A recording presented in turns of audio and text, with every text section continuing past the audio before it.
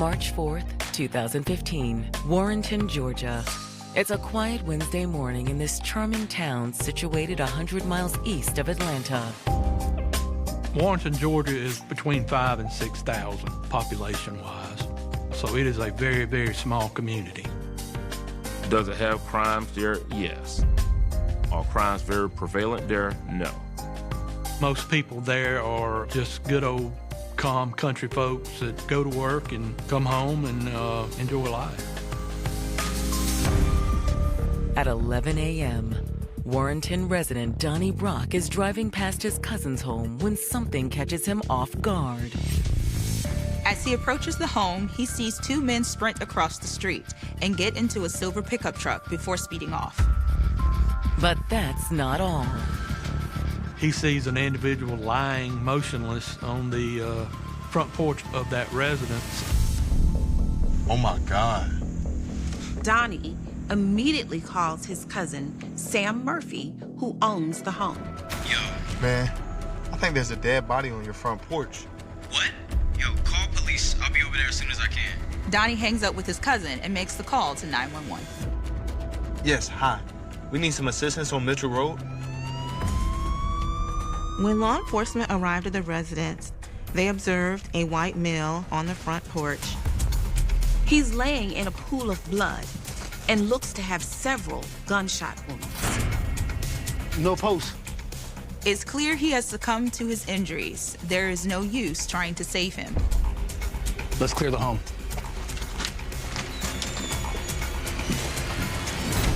Not knowing what they'll find inside, police open the front door with guns drawn, keeping their eyes peeled for a possible suspect. The house was completely ransacked. Items were completely turned upside down, drawers pulled out, stuff dumped on the floor. Someone or some people were going through drawers and flipping over the beds and like they were searching for something. And in the master bedroom, police realize they have a second victim on their hands. They observed a young woman lying on the ground in a pool of blood. She'd been shot 5 times in her upper torso. There were zip ties placed around her wrist. They determined that she did not have a pulse. We've got another victim in here, guys. But who is she? Where's Tanisha? Is she okay? When the homeowner, Sam Murphy, arrives at the crime scene, investigators learn the female victim is his girlfriend, Tanisha Posley. He's completely distraught. He says she was the love of his life. 28-year-old Tanisha Posley was the full package. She was beautiful and stood out because of her looks, but she also had this incredibly warm personality. She was a lovable person, very friendly, outgoing, loved to do hair, loved kids, loved spending time with her nieces. She had a 9-year-old daughter that she had given birth to as a teenager, and that little girl was her whole world.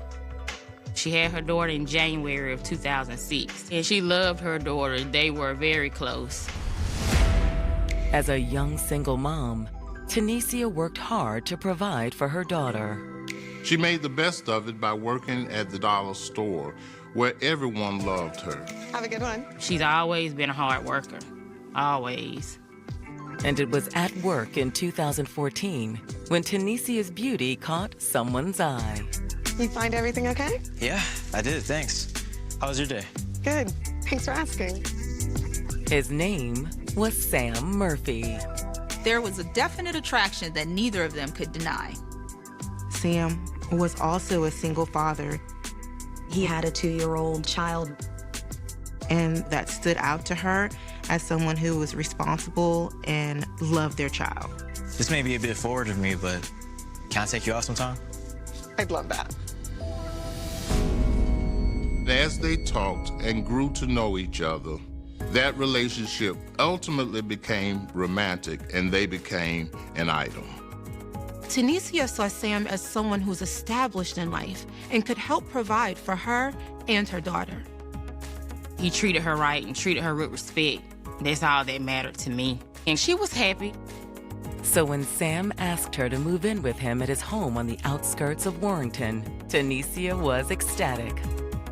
She thought she had this picturesque future ahead of her with Sam. They were a really, really nice couple. But now, instead of getting to enjoy their happily ever after, tragedy has struck, and Tanisha Posley has been found shot to death inside her and Sam's bedroom.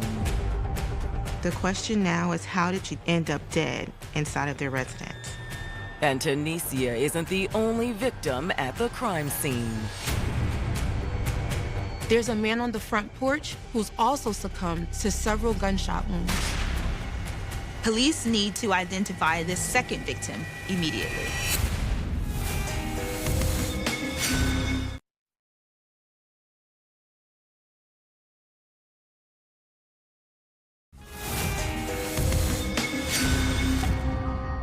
Everything seemed to be going right for 28-year-old Tanisha Posley after she fell for a man named Sam Murphy. She was happy. I mean, like in any other relationship, you have problems. But for the most part, she was happy. But now, Georgia police are at the couple's rural Warren County home, where Tanisha has been discovered bound and shot. Just before this, Sam's cousin spotted two mysterious individuals fleeing from the home in a silver pickup truck. Sam seems absolutely distraught about what happened to Tanisha. I can't believe what's happening, We're man. gonna give you some time to calm down, and we'll talk to you later. All right. Police eventually take him back to the station to give a statement. Meanwhile, homicide detectives work on identifying the second victim, a middle-aged man who has also suffered several gunshot wounds. Found it. Oh, good. There's an ID on him. The male victim is 47-year-old Barry Johnson. Barry Johnson was a construction worker and a beloved member of the neighboring community of Glasscock. Barry was my brother. He was 18 months younger than me. Barry was a very kind person. He would do anything for you. Yeah. He was gentle, goofy, kinda. He loved people. He's always there for people. He loved kids, and he was an inspiration to my children. There's really no words to describe losing a sibling, your best friend. Barry has been shot 8 times in the chest and shoulder. Whoever shot Barry caught him by surprise because in his hand he was still holding his cigarettes. Investigators believe Barry's killers fired the shots from inside the home. On the inside of the residence, you have these 9mm casings on the floor and the storm door. You could see where the gunfire had went through the glass, striking Johnson out on the porch. So we got gunfire originating from inside the residence going out. As law enforcement continued their investigation, they observed the entry point that would have been made during the robbery. These individuals ran up, threw a brick through the glass door at the back of the residence, shattered it, and that was their entry into the residence. Inside the home, investigators locate additional evidence that suggests a potential motive for the robbery. They observed drug paraphernalia along with burner phones, and they determined that this could possibly have been a drug house. To investigators, it's clear they're dealing with a robbery gone wrong. But what isn't clear is, what was Barry Johnson doing here? What's his connection to Sam and Tanisha? In their search for answers, detectives return to police headquarters and sit down with the homeowner, Sam Murphy. Sam was very distraught and concerned for what has happened. I give everybody know that doing. Everybody knows, man. That's why I can't see no other. Why they even do that, man? That's what we're trying to figure out. That was my light line. That girl wanted a lifeline. But she wanted everything. Financially, mentally, everything. Even though Sam is upset, detectives have some tough questions they need to ask him. All right, this is where I need you to be honest with me. Yep, I would tell you. Okay. Have you been selling dope? All right. What do you sell? Marijuana? Bread.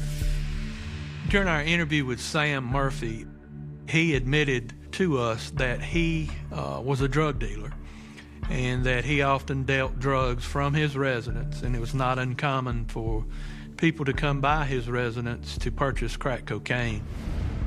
So some people do know where you live then? Yeah, yes, no. I mean, about 3, 4, He did advise that he only sold to just a few close people to him. Which is where Barry Johnson comes in. What he told us was that's the reason Barry Johnson was at his residence to purchase crack cocaine. Sam believes Barry and Tunisia were just collateral damage in the assailant's plot to rob him of his drugs. Sam did advise law enforcement that he felt that he was the intended target. They killed her. They were going down, so kill me if I've been there. But the question is, why wasn't Sam at home when the break-in took place? That's when Sam drops a bombshell that will turn the case on its head. I want to see a female. He had to reveal that he was actually having an affair with another woman.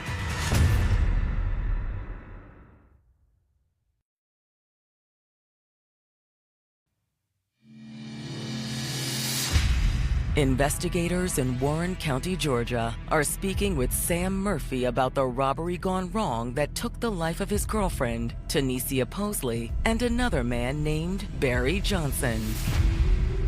I started getting all these calls in Messenger, and people were saying, you know, is it true? Did Tunisia get killed? And I just remember just dropping my phone on the floor, because I had no words. And I couldn't believe it because I just talked to her. It definitely left a void because she was definitely more than my best friend. She was more like my sister.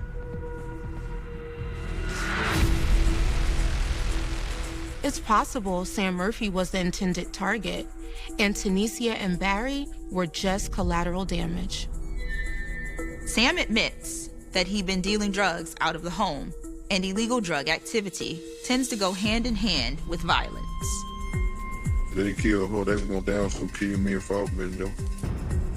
But why wasn't Sam at home when the burglary occurred? At this point in the interrogation, Sam reveals a very important piece of information. I want to see a female. He had to reveal that he was actually having an affair with another woman. What's the female's name? Germany. Franklin. Germanique is someone Sam actually dated before he met Tunisia. In fact, she previously lived with him at the same home where the robbery happened. He admitted that they had recently reconnected and started having an affair behind Tunisia's back. Sometimes they would plan to have rendezvous with each other. Sometimes there would just be spur-of-the-moment encounters. And on the day of the murder, Sam claims he had spent the entire afternoon with Germanique. All right, where'd y'all meet at? The Midwest. He told us he drove to Rennes, Georgia, which is probably about 15 miles away, and had a rendezvous or sexual relationship with Germanique Franklin. He was there when he got the call about Tunisia. Detectives are eager to speak with Germanique to confirm Sam's story. When they contact her, she's very forthcoming and willing to help. Thanks for coming in to speak with us, Germanique. Of course. Now, let's start with your relationship with Sam Murphy. Were you in a sexual relationship with him? Yes. She essentially verified the information that Sam Murphy had provided us in that they had met at this particular hotel for sexual purposes. So you can confirm he was with you at the hotel from 10 to 11 a.m. this morning? Yeah, I mean, I still have the hotel receipts.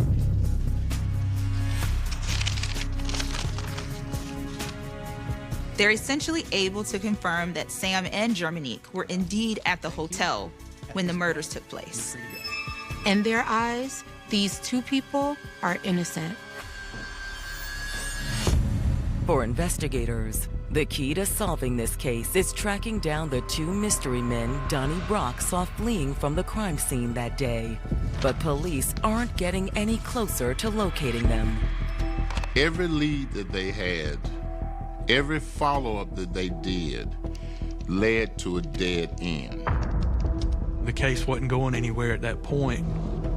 Days turned into weeks, weeks turned into months. The case had gone cold.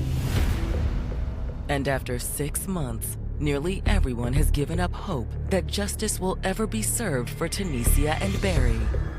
It was hard because the entire family and people that knew her, we were hurt. It was like I was in a nightmare, still in disbelief the whole time because you don't have closure. You don't know who it is yet. You don't know why they done it. You don't know anything. It was just a whole bunch of stuff. Nobody had any real answers.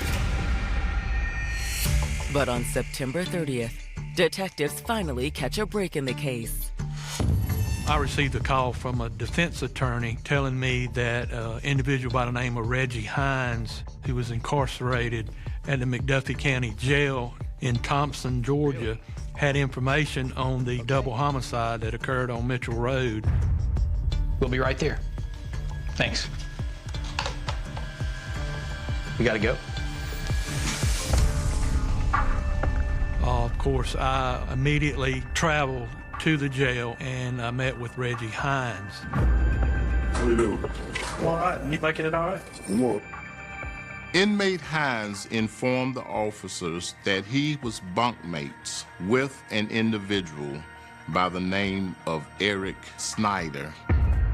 Y'all are in the same cell block. Is that right? Same block? Yes. Reggie says a few days ago, Eric revealed some surprising information to him. Yo, bro, you want to hear a crazy story? According to Reggie, Eric told him that he was involved in the double homicide that took place on Mitchell Road.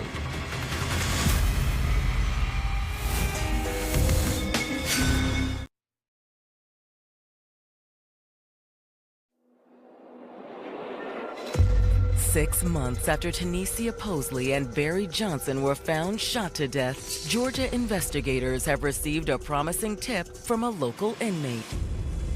Reggie Hines told me that he had spoken with another inmate named Eric Snyder, who told him about the homicides in Warren County. Y'all are in the same cell block. Is that right? Same block? Yes. And according to Reggie, Eric also named his co-conspirator. That was me and my friend Donovan. Eric had told him in confidence that he and Donovan Fitz were the perpetrators of the double homicide. Man, what happened? So it was just supposed to be a robbery. This guy already had drugs in the warranty. They're going to do this right away. But they weren't expecting Tanisha to be there. Oh my God. Oh, no, come here. They subdued Miss Posley and tied her up. Then the two men proceeded to turn the place upside down, taking anything valuable they could find, including $8,000 in cash and drugs.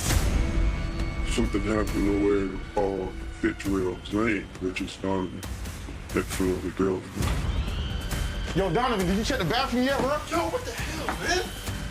And Donovan snapped. We called our real name and found her. Donovan was scared that she may be able to identify him later on, since she knows his real name, so he didn't want to risk letting her live. So he snapped and told me shot the girl. No, stop, please, you don't have to do this. Well, who shot the girl? Donovan. With one murder already on their hands, the thieves were ready to leave. But that's when they heard a knock at the front door.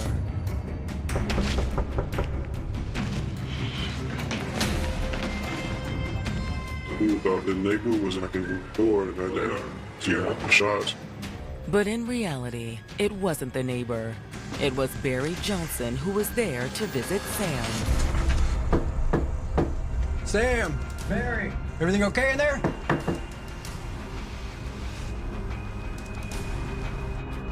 He was in the door and been shot. Had begun. The investigators' suspicions are certainly piqued by what they're learning, but they'll need more than a jailhouse tip to make any sort of moves on Donovan and Eric. Good luck to you, man. And I appreciate what you told me. Neither of the men have a silver pickup truck registered to them, but that's the type of car witnesses saw fleeing from the crime scene. So there still seemed to be a big puzzle piece missing in this investigation. Can Eric Snyder help fill in the missing piece? After speaking with Reggie Hines, detectives sit down with Eric Snyder. He's currently incarcerated for a separate robbery that took place a few days after the double homicide.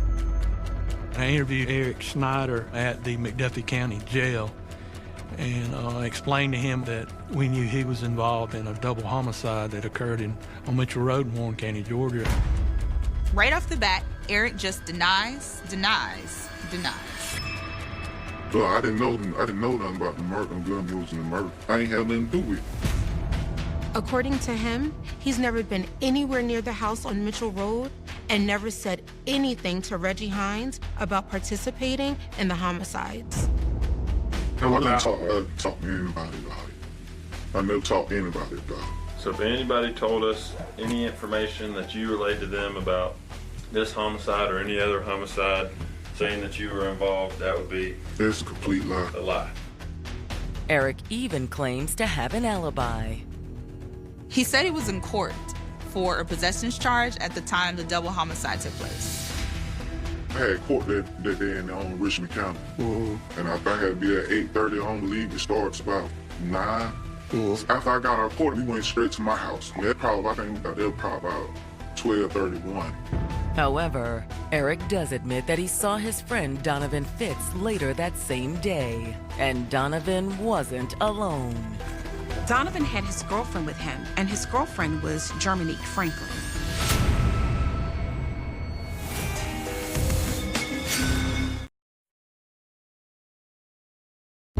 In September of 2015, Georgia investigators are speaking with murder suspect Eric Snyder.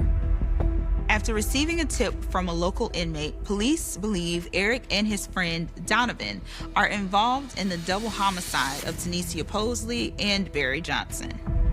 But Eric insists he's innocent. It's a complete lie. He quickly wanted to dispel the fact that he had anything to do with this murder. He claimed he was at a court hearing for an unrelated drug possession charge at the time the homicide took place. However, Eric admits that he and Donovan met up later that afternoon. Donovan came over to Eric's place with his girlfriend, Germanique Franklin. Investigators immediately recognize Germanique's name. Tanisha Posley's boyfriend, Sam Murphy, was admittedly having an affair with Germanique Franklin, and they were together at a local hotel when the homicide took place. But just like Sam, Germanique was in another relationship. This entire time, she's been in a relationship with Donovan Fitz, who is now a suspect in the murder of Sam's girlfriend. This seemed like more than just a coincidence. Eric tells detectives that when Donovan and Germanique arrived at his home, something immediately seemed off. They came to my house, I think it was about 2:30, maybe. He was sweating, looking kind of nervous, so I was like, what's going on? I better go inside the house right quick. I'm talk to my homeboy about something. All right. Eric claims he never anticipated what Donovan said next. He said he had went to rob a house in Warrington, and he told me he had killed someone. Well, how many people were shot? He said it was 2 people. Okay, when Donovan told you what he had done, was she present? No, ma'am, she wasn't present. We was outside talking. She was in the house. So it was never all 3 of y'all discussing what happened. Eric claims that Donovan had committed these murders by himself.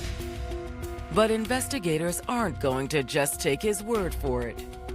They still suspect that he was involved in the crime and was there with Donovan that morning.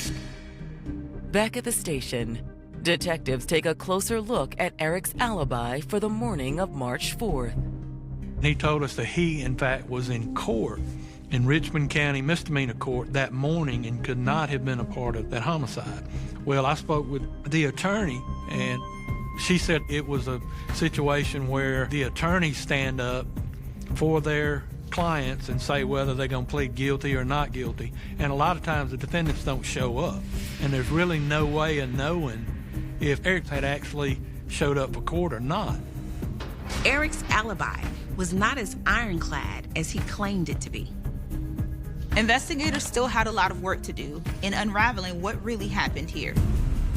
With Eric already behind bars on the unrelated crime, investigators move in on Donovan Fitz next.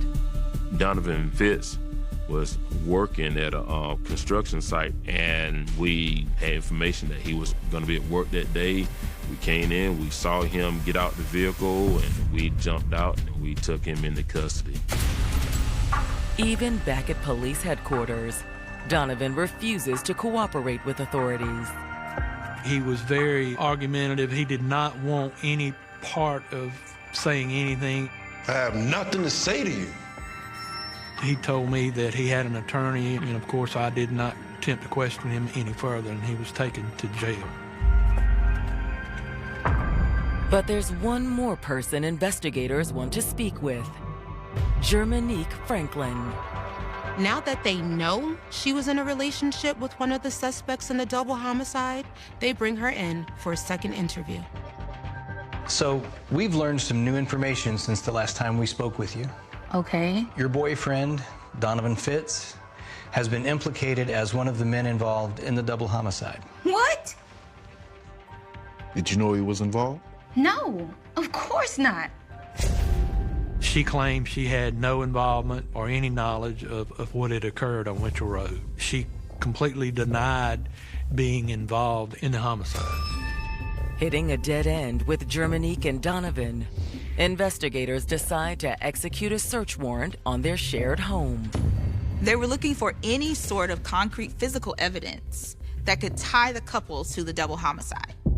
And eventually, they find just what they're looking for. Police locate several 9mm shell casings inside the home. These casings were from the same type of gun that killed Tanisha Posley and Barry Johnson. And when detectives get their hands on the couple's phone records, they uncover more evidence against them.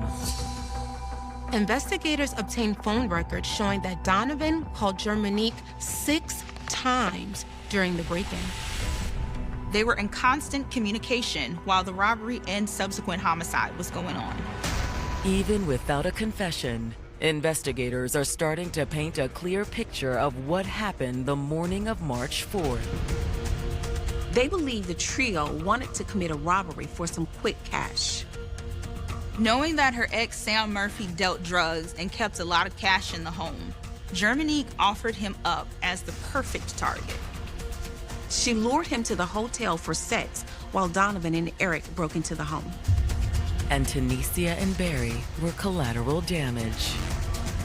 No, stop, please, you don't have to do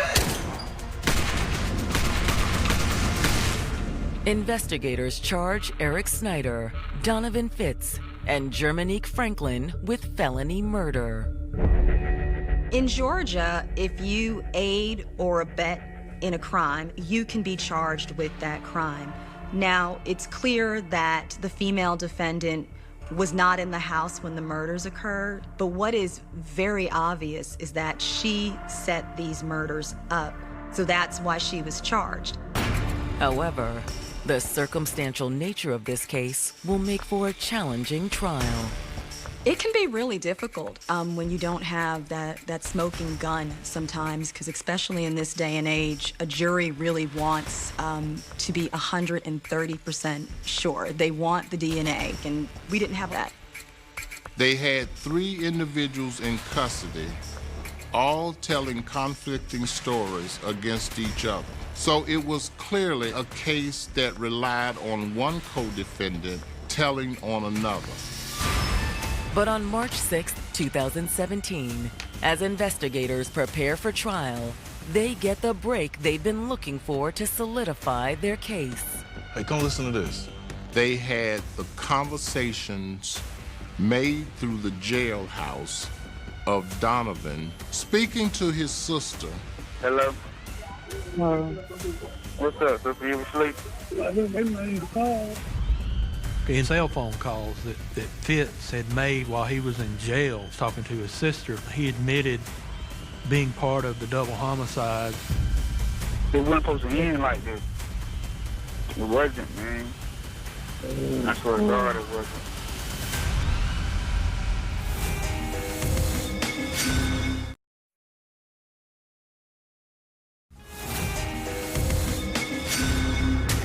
Two years after the double homicide of Tanisha Posley and Barry Johnson, Georgia investigators have finally charged 3 alleged co-conspirators with the crime: Eric Snyder, Donovan Fitz, and his girlfriend, Germanique Franklin. Investigators were a little concerned going into the trial because of how circumstantial their case was. None of the defendants had actually confessed to their involvement. There really wasn't a smoking gun. Until investigators receive a damning new piece of evidence on March 6th. Come listen to this. When making calls from the jail, Donovan Fitz literally confessed to the crime to his sister. So you did the shoe? No, but I was there. I had a big part of it. Why did you do it? I needed money. I needed everything. I mean, I ain't worth that though, boo. I know, man. I know. I f***ed up. It wasn't supposed to go like that, man. It wasn't supposed to end like this, man. And he also talked about that they didn't intend to kill anyone and that it just happened. However, most damning of all is what Donovan says about his co-defendants, Eric Snyder and Germanique Franklin. Both of them snakes. Germanique trying to put it all on me, like I'm just a crazy boyfriend. She the one who told me about it, where his house was and everything. And everybody said she was a mastermind behind it. She was the one who did it, like she had something to do with it. Yeah. He had named Germanique Franklin as setting it up, knowing the residents, knowing the fact that there would be money and drugs at the residence. He claimed that it was Germanique's idea for them to go over there. We need to get this to the state attorney's office immediately. You bet we do. When the trio's murder trial gets underway in August 2017, prosecutors don't hold back. In the opening arguments, prosecutors contend that the crime organized by Germanique Franklin and committed by her boyfriend, Donovan Fitz, and his friend, Eric Snyder, was brutal beyond belief. Germanique knew exactly what she was doing. I believe that she may have thought that there was a possibility that Tanisha could have been inside of the home. For her, it wasn't just about the money, but there was a level of jealousy that the female defendant would have had to the new girlfriend. I just know from being a woman that, you know, when you have a good relationship with someone, you'll have other women out there that are jealous of what you have. You will have females, you know, that just want your life. So I kind of feel like, you know, she knew Tanisha. She knew what type of person she was. So I definitely felt like there was jealousy there. After Germanique lured Sam to the hotel for sex, Donovan and Eric made their move. They throw the brick through the glass door and go in. Before Tanisha had a chance to react, they tied her up with zip ties and left her helpless on the bedroom floor while they ransacked her home. The male defendants attempt to steal money, drugs, anything that they could find. But just as they were finishing up, they made a grave mistake.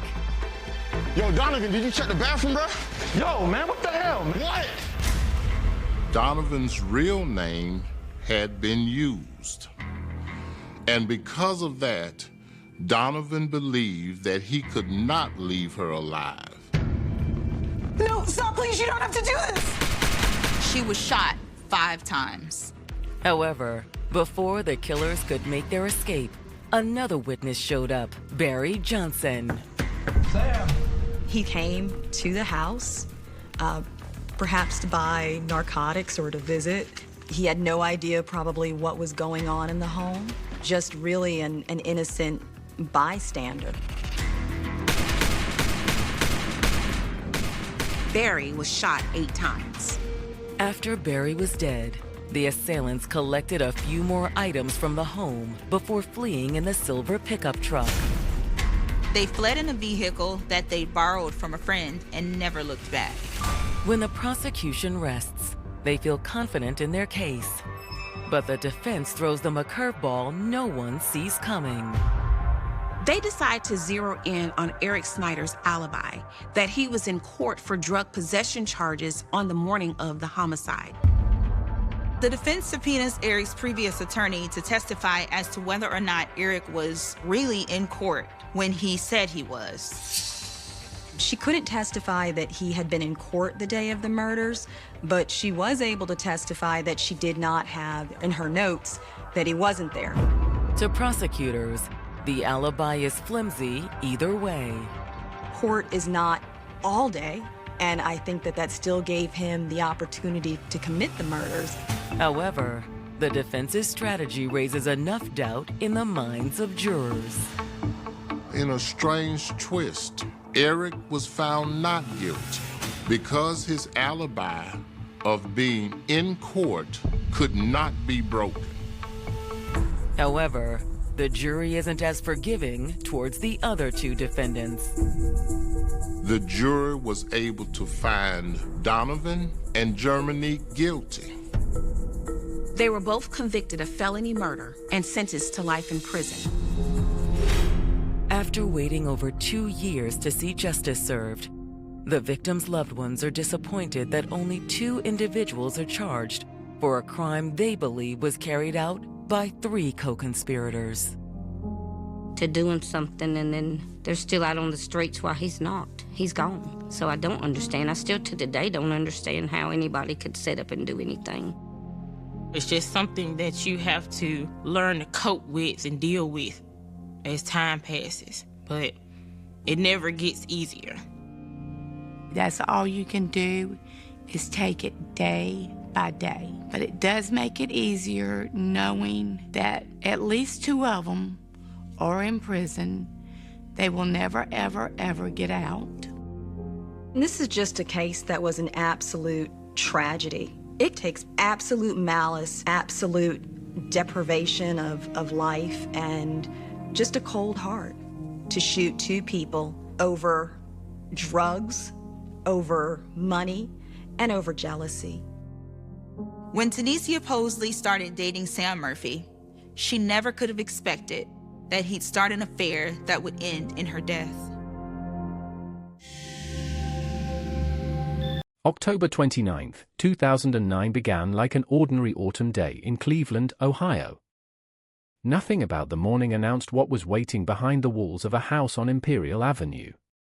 The neighborhood was not a place where people expected headlines.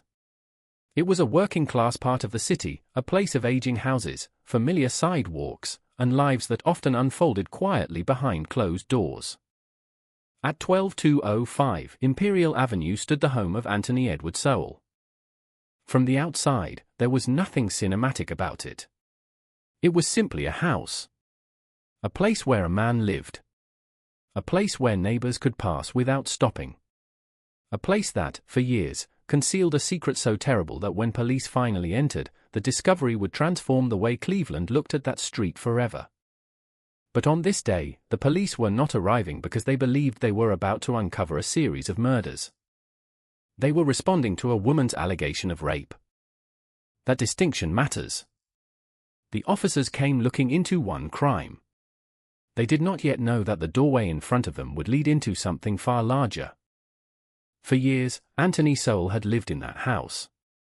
He had been born in East Cleveland in 1959 and had later served in the United States Marine Corps. But his history also contained a darker chapter. Before the murders, Sowell had been convicted of kidnapping, rape, and attempted rape and had spent roughly 15 years in prison. He was released in 2005. Only about 2 years later, according to official records, the killings began. Between June 2007 and September 2009, 11 women would be murdered. Their names were Tonya Carmichael, Nancy Cobbs, Tishana Culver, Crystal Dozier, Talasha Fortson, Imelda Hunter, Lashanda Long, Michelle Mason, Kim Yvette Smith, Janice Webb, and Diane Turner. 11 names. 11 lives. 11 families who would eventually have to confront the unimaginable reality that someone they loved had disappeared into a story far darker than anyone first understood. The women were not simply victims in a police file. Each had a life before Anthony Sowell entered it.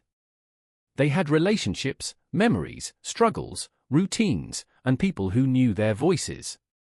Yet many of them lived in circumstances that made them vulnerable.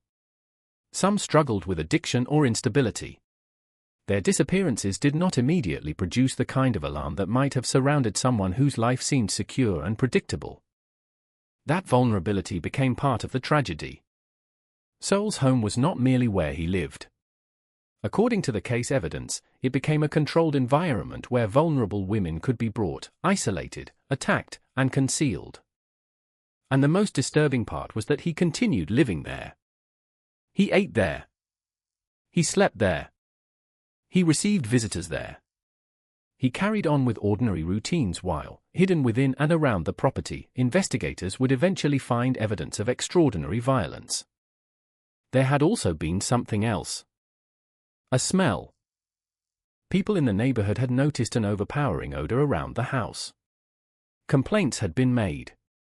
The smell lingered long enough to become familiar, and explanations were sought elsewhere. Some believed it came from a nearby food-related business. The truth was much closer. The odor was connected to the decomposition of human remains inside Sowell's home. For years, the neighborhood had been living beside a warning that no one understood. And that is what makes the opening of this story so haunting. The evidence of something terrible was not completely invisible. It was there. People could smell it. They could walk past the house. They could see the man who lived inside. But no one yet knew what the smell meant. To understand the horror waiting to be uncovered, it is necessary to understand the man at the center of it. Anthony Sowell was not an unknown figure to the criminal justice system. His previous conviction had already shown a pattern of serious sexual violence. Yet after his release in 2005, he returned to the community and established himself on Imperial Avenue. Then women began disappearing. From 2007 through 2009, the pattern continued. One disappearance did not necessarily reveal another. One victim's absence could be interpreted through the difficulties of an unstable life. Another might not immediately trigger a massive search. There was no single dramatic scene announcing that a serial killer was operating in the neighborhood. Instead, the truth accumulated slowly. A missing person here. A silence there. A woman who did not come home. A family left wondering. And somewhere behind the walls of Sowell's house, the answers were already waiting.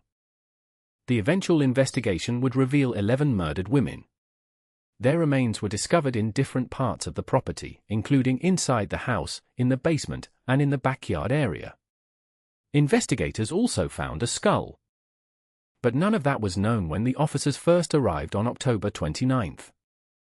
At that moment, there was only an allegation of rape. There was a house. There was a suspect. And there was a door. What happened next would turn Imperial Avenue into the center of one of the most horrifying criminal investigations in Cleveland's modern history. Outside, the significance of the search was still impossible to comprehend. People could see police activity, but they could not see what the investigators were seeing. The discovery of one body can shatter a community. The discovery of several suggests something organized, something repeated, something hidden. With every room examined, the possibility grew that the property contained more than a single tragedy. The investigators were no longer simply documenting a crime scene. They were reconstructing a pattern. Who were these women? When had they disappeared? How long had they been inside the house? And, most importantly, how had the person responsible managed to continue living normally while the evidence remained so close? Those questions would become the foundation of the investigation that followed. They would lead detectives away from the assumptions of a single incident and toward a history of violence that had been developing for years. For the families of the missing women, however, the investigation carried a different meaning. Every new discovery meant another possibility that the person they had been searching for might finally have an answer, even if that answer was devastating. There would be no simple ending. There would be no moment when the past could simply be returned to its place. The investigation had opened a door, but behind it waited years of unanswered questions. As investigators searched the house, they discovered 2 bodies on the 3rd floor. Then the search moved deeper. A shallow grave-like area was found beneath the stairs in the basement. The following day, investigators continued digging and searching. Another body was discovered. The question changed instantly. This was no longer simply an investigation into an alleged sexual assault. The investigators had to ask something far more terrifying. How many people had died here? The answer would eventually be 11. And behind that number was a period stretching back years, beginning in 2007 and ending only when the house was finally searched in 2009. The man police were looking for did not remain inside. On October 31, 2009, Anthony Sowell was arrested in Cleveland. He was 50 years old. Within days, the public would learn that investigators believed they had uncovered a serial murder case hidden in an ordinary residential neighborhood. The name that soon followed him was the Cleveland Strangler. But before the headlines, before the courtroom, before the death sentences, there was a much quieter truth. There were 11 women whose stories had ended inside or around that house. And there were families who had spent months, sometimes years, without knowing where their loved ones had gone. The discovery did not erase that uncertainty. It replaced it with grief. The house on Imperial Avenue would become known as a house of horrors, but that phrase can make a place sound like a monster of its own. Houses do not choose. Walls do not decide. The evil in this story belonged to the person who used that space to hide what he had done. That distinction matters because the heart of this case is not the house. It is the women. And it is the question that would haunt Cleveland after the police left Imperial Avenue. How could 11 women disappear before anyone understood what was happening? The answer would unfold through evidence, survivor testimony, forensic investigation, and years of legal proceedings. But on October 29, 2009, none of that had happened yet. There was only the first discovery. 2 bodies upstairs. A search moving through the house. A neighborhood beginning to gather outside. And a terrible realization taking shape inside the minds of investigators. They had not simply entered the home of a suspect accused of rape. They had entered the hiding place of a killer. And as the search continued, the walls of 12205 Imperial Avenue would begin to give up the secrets they had held for years. Cleveland was about to learn how deep darkness went. The house on Imperial Avenue had already begun to change. Only days earlier, it had been an ordinary address in Cleveland. A place most people would have passed without giving it a second look. Now police officers surrounded it. Investigators moved through rooms that had once belonged to a man living an apparently ordinary life. Every corner was being treated differently. Every object could matter. Every stain, every fragment, every patch of disturbed earth could become part of a story that had remained hidden for years. But the house itself was only one piece of the setting. To understand what happened there, it is necessary to understand Cleveland.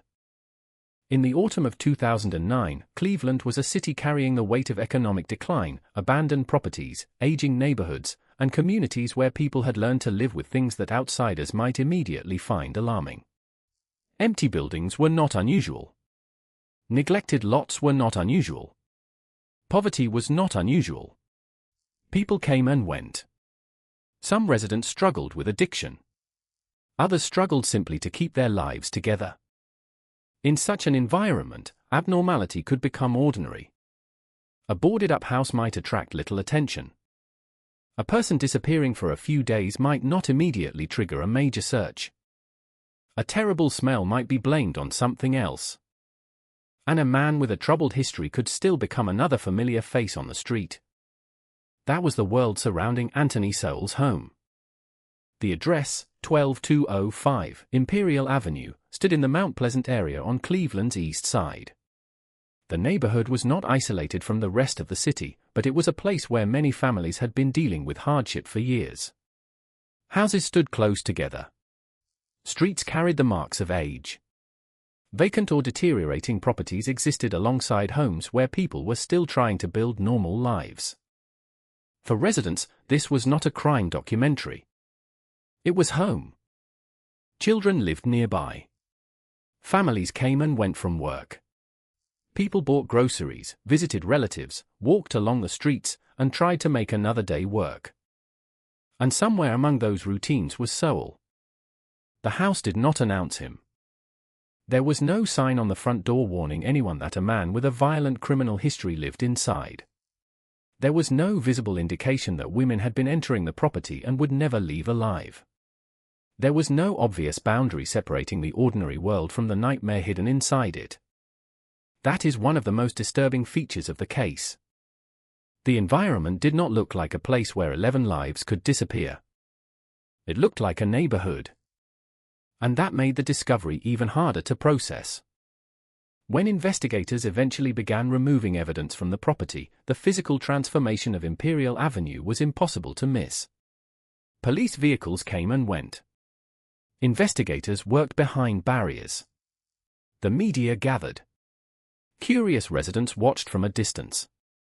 A street that had once been familiar suddenly became a place associated with death. But long before police tape appeared, there had been another warning. The smell. Residents had noticed it. It was strong enough to become a subject of conversation and complaint. The odor seemed to come from somewhere nearby, and explanations were easier to accept than the truth. In a neighborhood where garbage, food, decay, and neglected properties were part of everyday life, an unpleasant smell did not automatically mean murder. People adjusted. They walked past.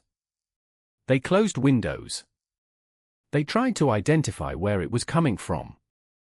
The idea that human bodies were decomposing inside a nearby home was almost beyond imagination. Yet that was the reality investigators would uncover. The smell had been there because the house was concealing death. And the longer investigators searched, the more impossible the situation became. Inside the property, the investigators encountered a physical environment that told its own story. The remains were not discovered in a single dramatic location. Evidence was found in different areas, including rooms of the house, the basement, and the surrounding property. The house had become a repository of secrets. But the victims had lives before they became evidence. That fact is easy to lose when a case becomes a media spectacle. The number 11 is powerful because it is shocking. 11 bodies. 11 murders. 11 families. But numbers do not tell us who those women were. They do not tell us what someone sounded like when she laughed. They do not tell us what food she liked, who she called when she was frightened, what she hoped would happen next year, or what memories her family would later hold on to. The women connected to this case were Tonya Carmichael, Nancy Cobbs, Tishana Culver, Crystal Dozier, Talasha Fortson, Imelda Hunter, Lashanda Long, Michelle Mason, Kim Yvette Smith, Janice Webb, and Diane Turner. Their names deserve to be remembered individually. Because the horror of a serial murder case can sometimes flatten people into a list. The story becomes about the killer. The killer's house. The killer's behavior. The killer's psychology. The killer's trial. The killer's sentence. and the victims become numbers. But Imperial Avenue tells another story. It tells the story of how vulnerable people can disappear inside communities already struggling with instability. It raises difficult questions about whose disappearance receives immediate attention and whose does not. Some of the women had problems with drugs or unstable circumstances.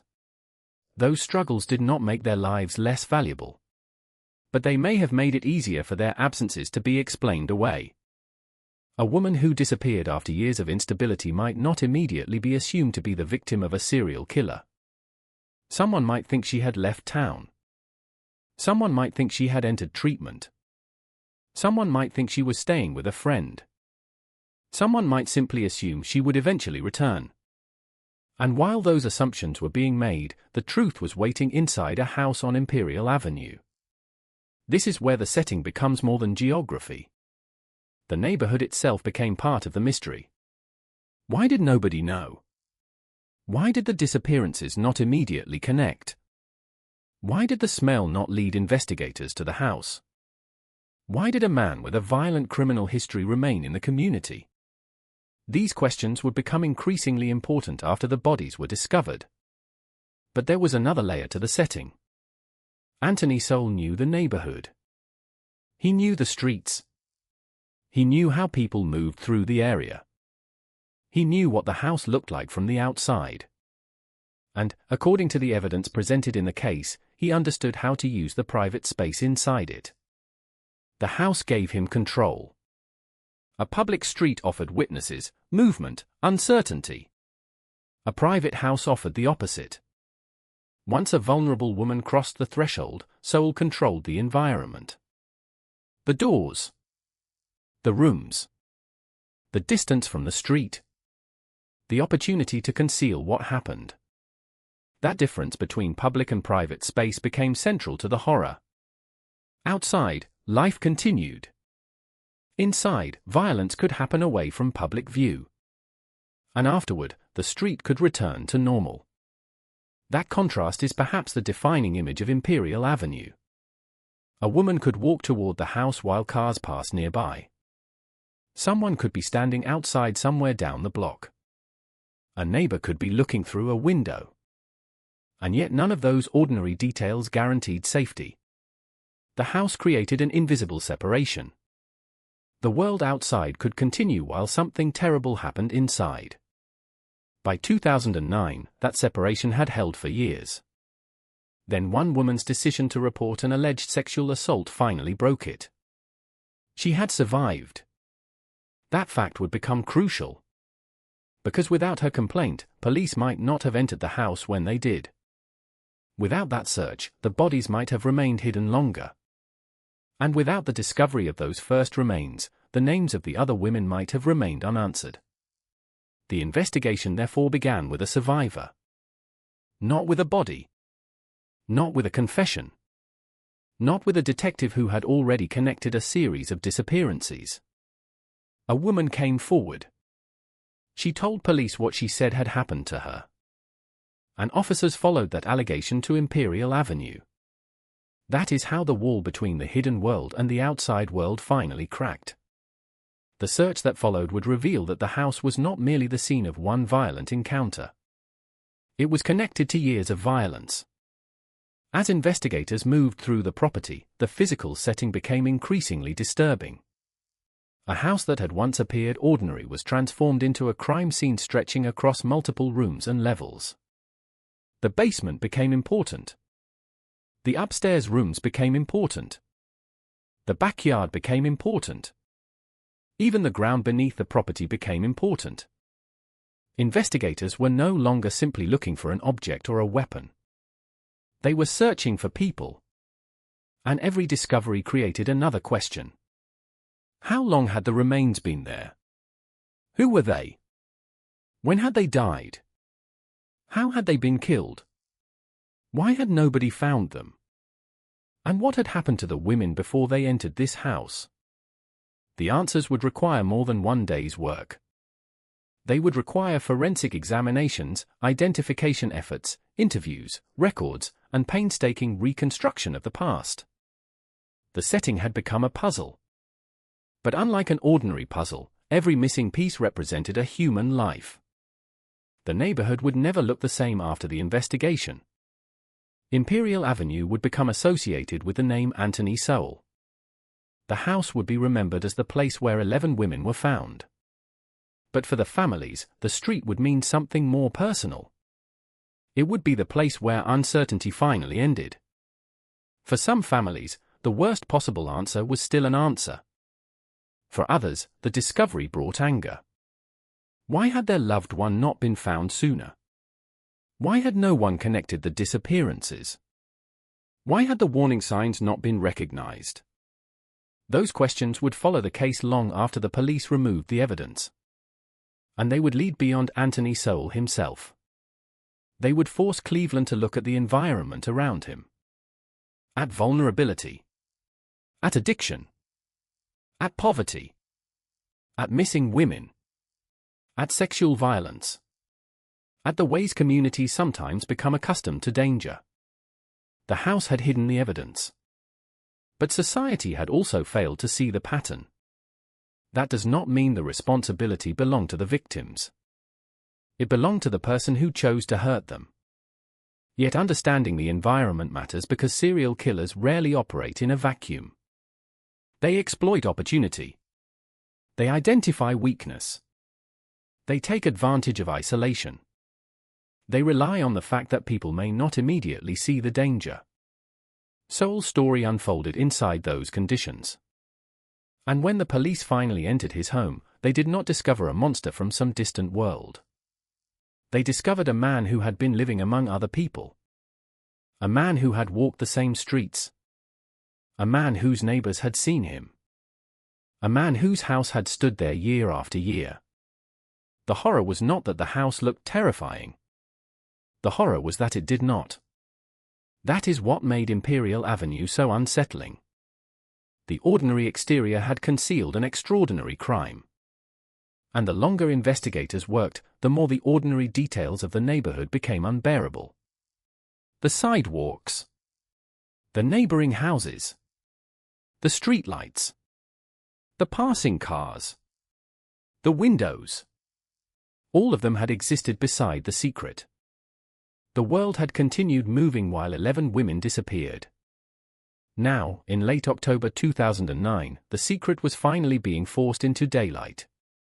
Police would eventually identify 11 victims. They would trace evidence back through years of missing person cases and encounters with Sowell. They would build a prosecution involving dozens of charges. And they would eventually place Anthony Sowell before a jury. But none of that had happened yet. At the beginning of the investigation, there was only a house full of questions. A neighborhood full of disbelief. Families waiting for answers. And a group of investigators standing inside a place where the boundary between an ordinary home and a crime scene had completely disappeared. The search of Imperial Avenue had begun. And with every room they entered, Cleveland was getting closer to the lives of the women whose final moments had been hidden there. The setting was no longer simply Cleveland. It was 12205 Imperial Avenue. A single address. A single house. A place where the outside world had remained painfully close to the darkness within. And as investigators continued their work, they would soon have to do something even harder than discovering the dead. They would have to learn who they were. Because before they could understand how 11 women died, they first had to remember that each one had once been alive. Before the police knew the full story of Imperial Avenue, they knew almost nothing about the women whose lives had ended there. They knew there were bodies. They knew there was evidence. They knew the house had been hiding something for a long time. But a body is not a life. A name is not a life either. To understand what happened inside Anthony Sowell's house, investigators first had to work backward. They had to move beyond the walls, beyond the basement, beyond the earth around the property, and find the people these women had once been. That process was painful. Because every identification meant that another family was receiving the answer it had been waiting for. And sometimes the answer was the one no family ever wants. She was dead. For years, the women had existed in different corners of Cleveland's complicated social landscape. They were not part of one single circle. They did not all share the same routines. Their lives did not follow identical paths. But there were vulnerabilities that made them easier for a predator to approach. Some struggled with addiction. Some lived unstable lives. Some moved through a world where disappearing for a period of time could be explained by circumstances that had nothing to do with murder. That reality became one of the most painful elements of the case. The women were vulnerable. But they were not disposable. Their struggles did not make their lives less important. Their addictions, their difficulties, their mistakes, and their circumstances did not erase their identities. They were daughters, mothers, friends, partners, neighbors. Women whose voices had once filled rooms that were now painfully quiet. Their names were Tonya Carmichael, Nancy Cobbs, Tishana Culver, Crystal Dozier, Talisha Fortson, Imelda Hunter, Lashanda Long, Michelle Mason, Kim Yvette Smith, Janice Webb, and Diane Turner. 11 names that would eventually be connected to one address. But before that connection existed, each woman had belonged to a different story. That is what makes the phrase 11 victims of inadequate. It tells us how many. It does not tell us who. The investigation therefore became more than a search for evidence. It became a search for identity. Forensic investigators worked to determine who the remains belonged to. Detectives examined missing person reports. Families were contacted. Records were compared. Information accumulated slowly, piece by piece. For investigators, every identification could help explain the case. For families, identification meant something much more complicated. It meant confirmation. It meant grief. And sometimes it meant finally being able to stop asking where someone was. For months or years, families may have lived with uncertainty. A missing person leaves behind a strange kind of grief because there is no final moment. There is no certainty. No funeral. No answer.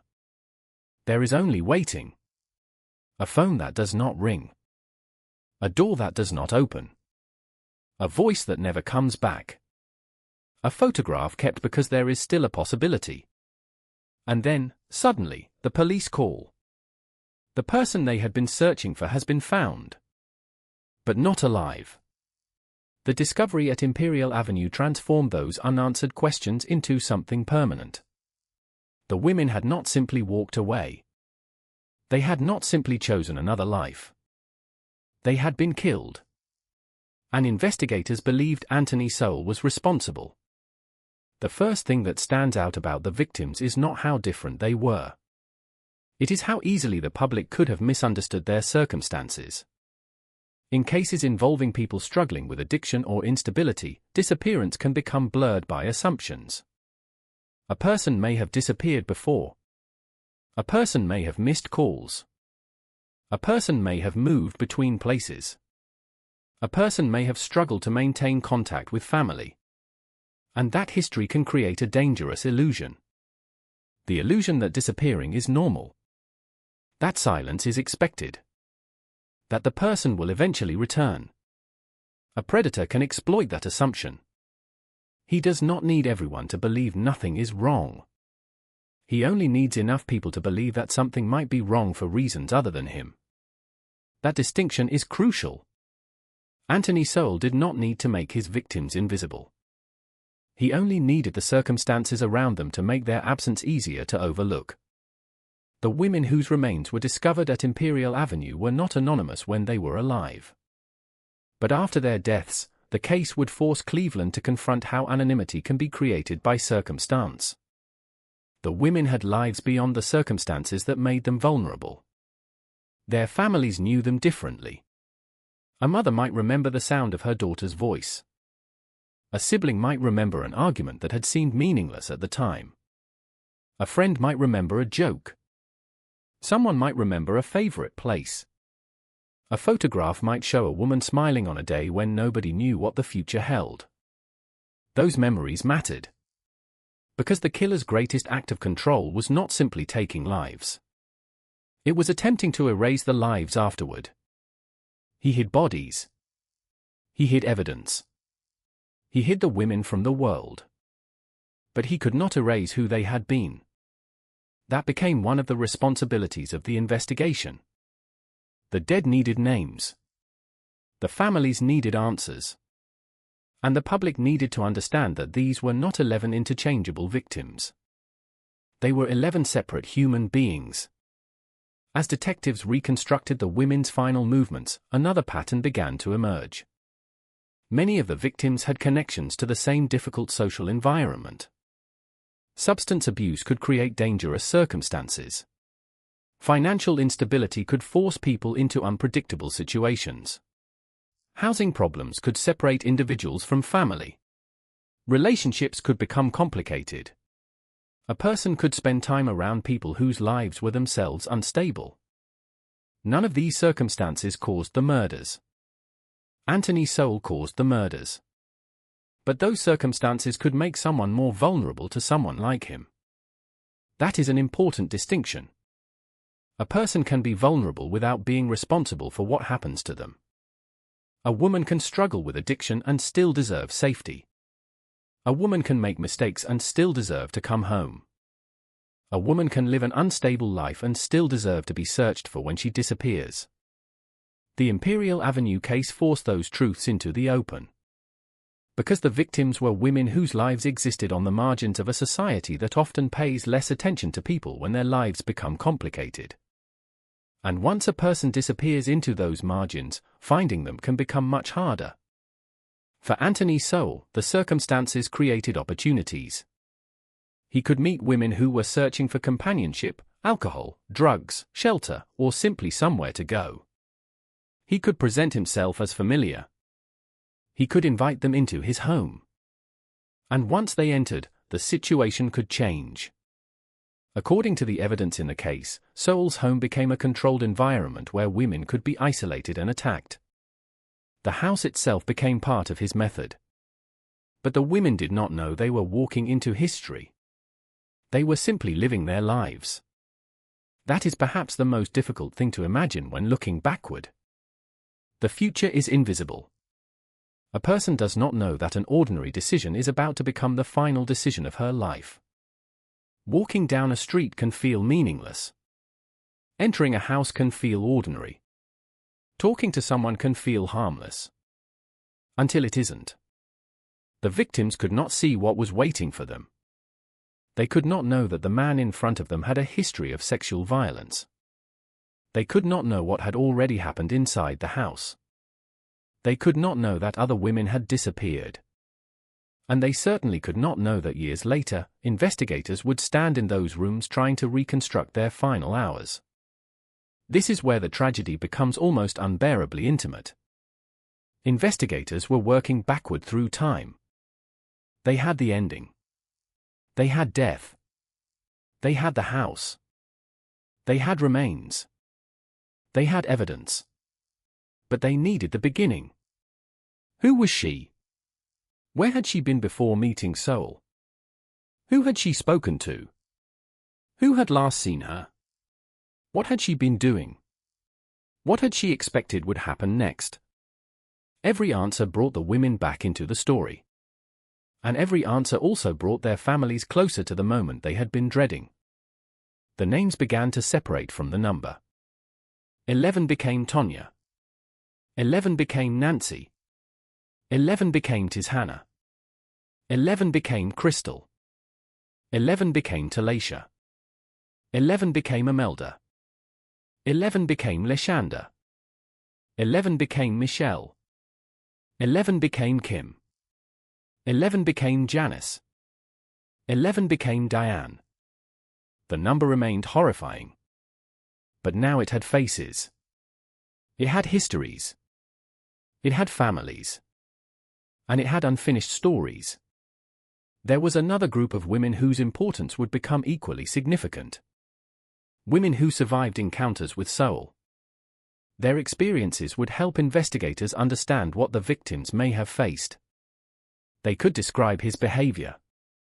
They could describe the environment. They could describe how he interacted with women. Their survival offered investigators something the dead could no longer provide. A voice. That voice would become critical.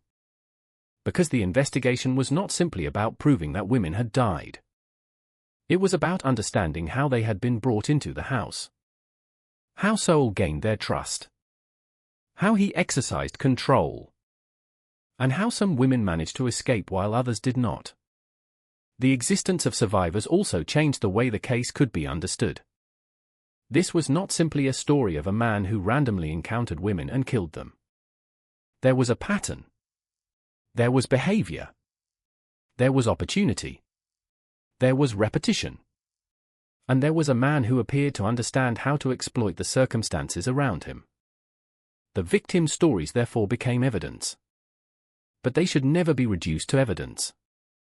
That is the line a responsible telling of this case must protect. A woman's trauma is not merely a clue. A family's grief is not merely a plot device.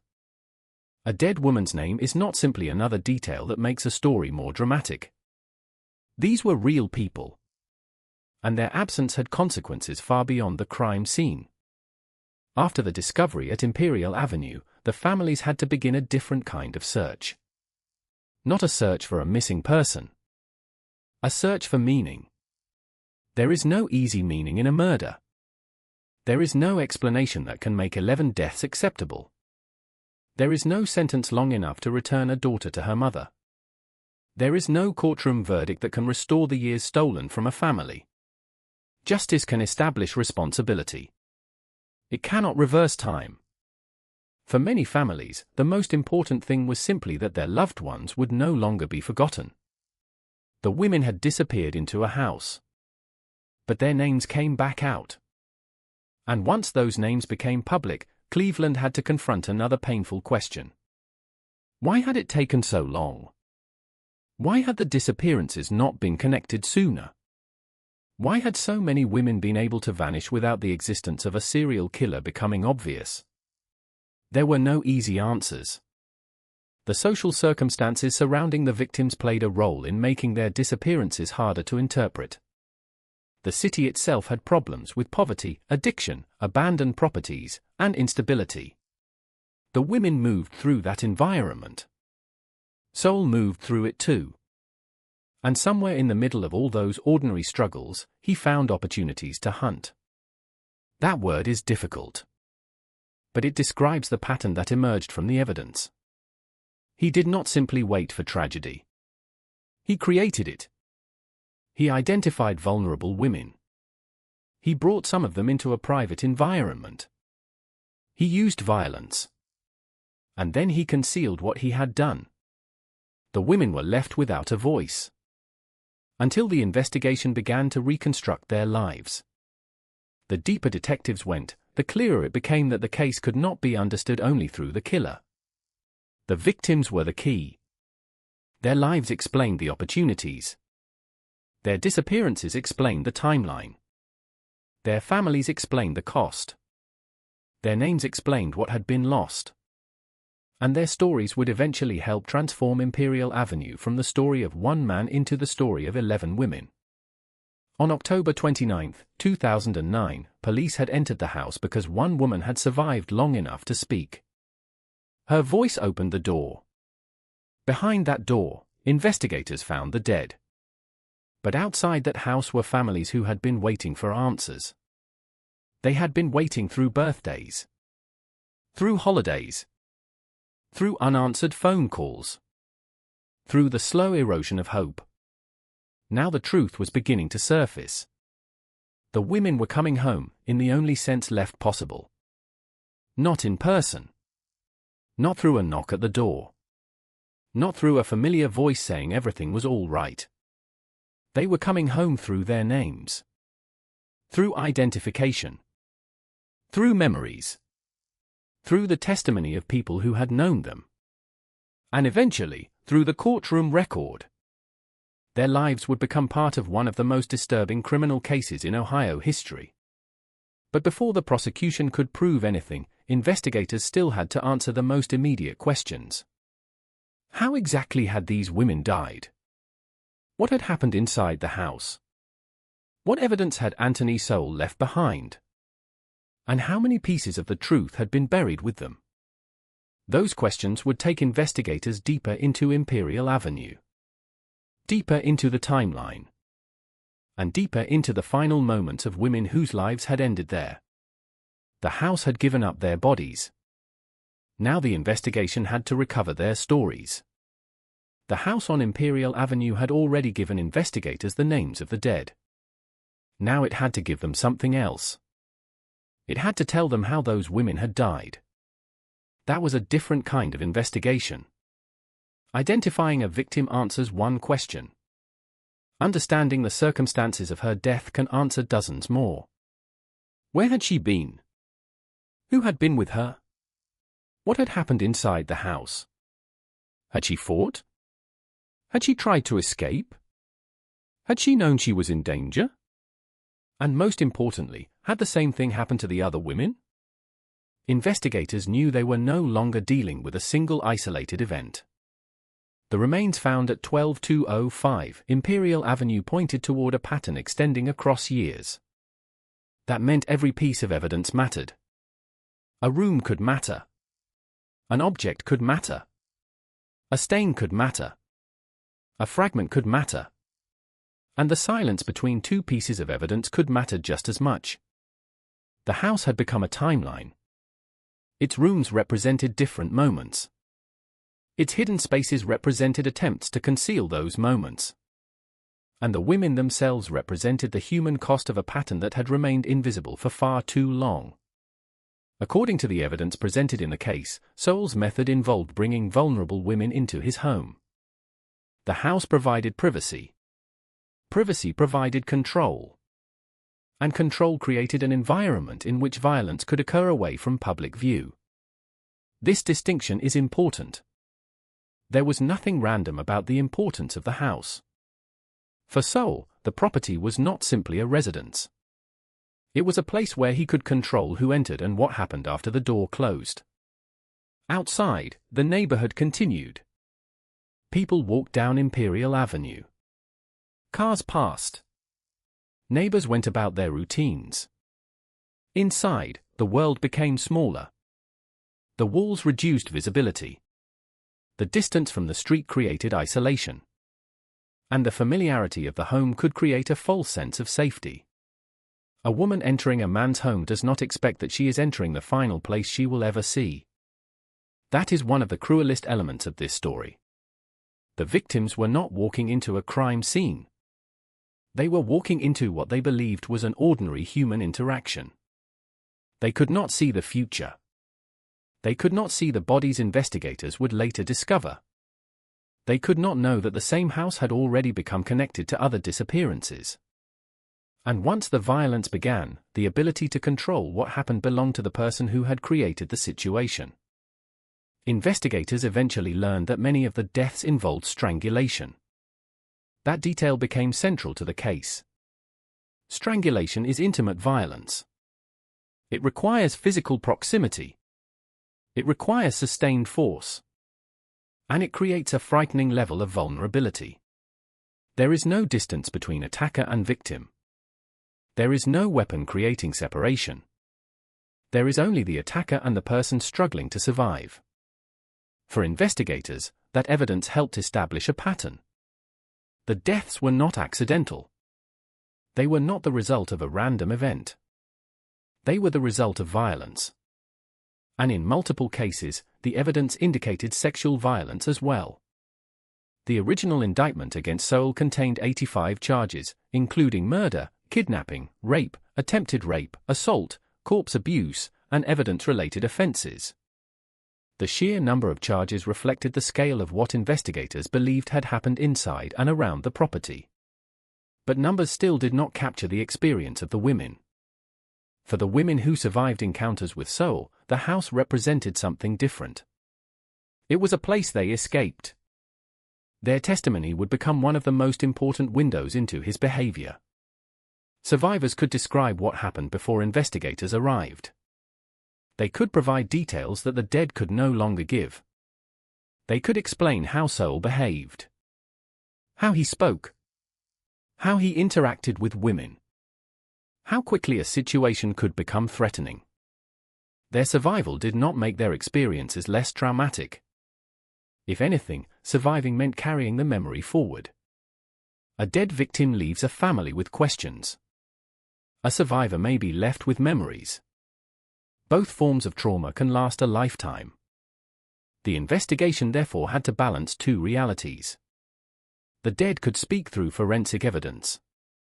The living could speak through testimony. Together, those voices began to construct a picture of Anthony Sowell. And that picture was disturbing. The violence was not an isolated burst of rage. The evidence suggested repetition. A pattern. A method. A man repeatedly bringing vulnerable women into the same private environment. The same house. The same basic conditions. The same opportunity for control. That repetition matters because it reveals something about the psychology of the offender. A person who commits a violent act once may act impulsively. A person who repeats similar violence over years is operating within a different psychological framework. There is opportunity. There is learning. There is concealment. There is the ability to return to ordinary life afterward. Sowell did exactly that. He remained in the house. That fact became one of the most disturbing elements of the case. He did not abandon the property after the murders. He did not disappear into another state. He did not leave the country. He stayed. He continued to live there. He continued to interact with people. And, according to the evidence, the remains of victims remained hidden within or around the property. This creates an almost impossible psychological image. Imagine entering your own home after committing a murder. Imagine walking through the same doorway.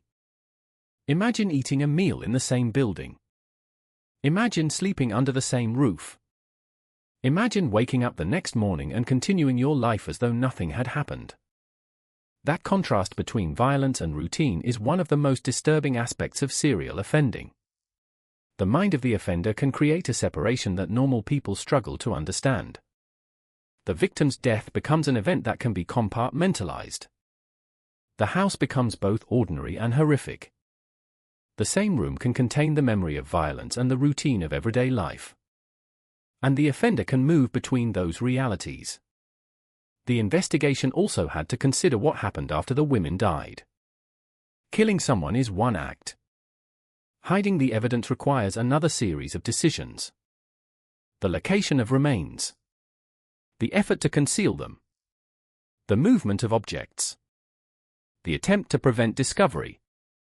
Those actions demonstrate that the offender understood there was something to hide. This became important to the prosecution. Because the evidence was not simply about death.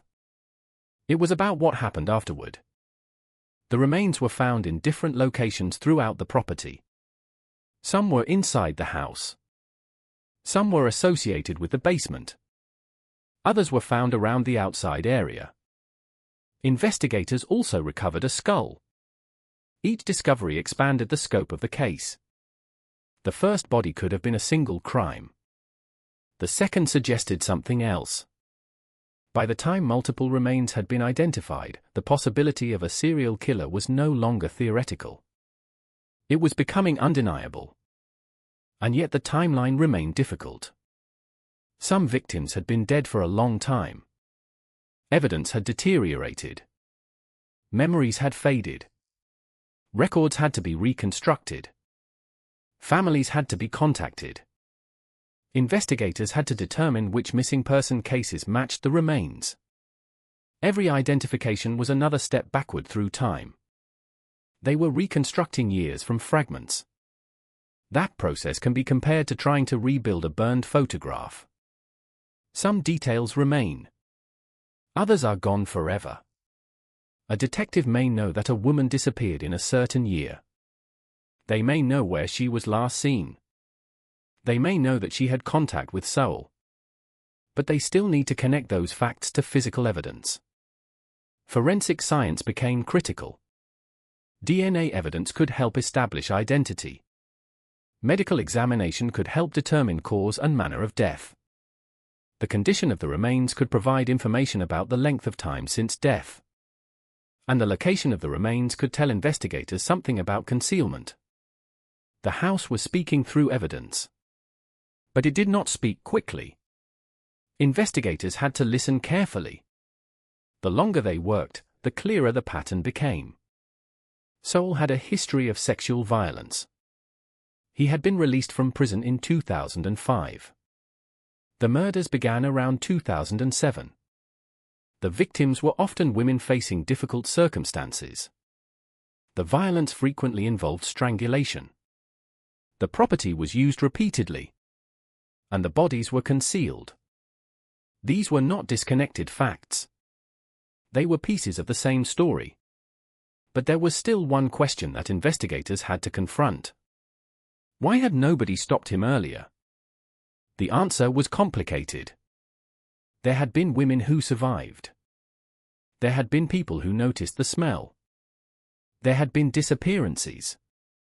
There had been Sowell's previous criminal history. But none of those pieces had immediately formed a complete picture. That is how serial crimes can remain hidden. The evidence may exist, but the pattern does not. A missing woman is one case. A strange smell is another issue. A criminal history belongs to the past. A survivor's accusation may be treated as an individual incident. Only after the discovery of the bodies did these fragments begin to connect. The investigation suddenly acquired a new perspective. The past had to be reconsidered. Every woman who had known Sowell became potentially important. Every previous accusation became relevant. Every unexplained disappearance became worth examining. The question was no longer simply, what happened in this house? It became, how long has this been happening? That question changed the investigation. Detectives began looking backward. The house became a starting point rather than an ending point. They needed to know who had entered it. Who had left it? Who had disappeared after being seen with Sowell? Who had survived? Who had complained? Who had noticed something unusual? And who had perhaps been ignored? The evidence also forced investigators to examine the relationship between Sowell and the women he targeted. He did not need to chase strangers through dark streets. He could create encounters through ordinary social interaction. A drink. A conversation. An invitation. A familiar face.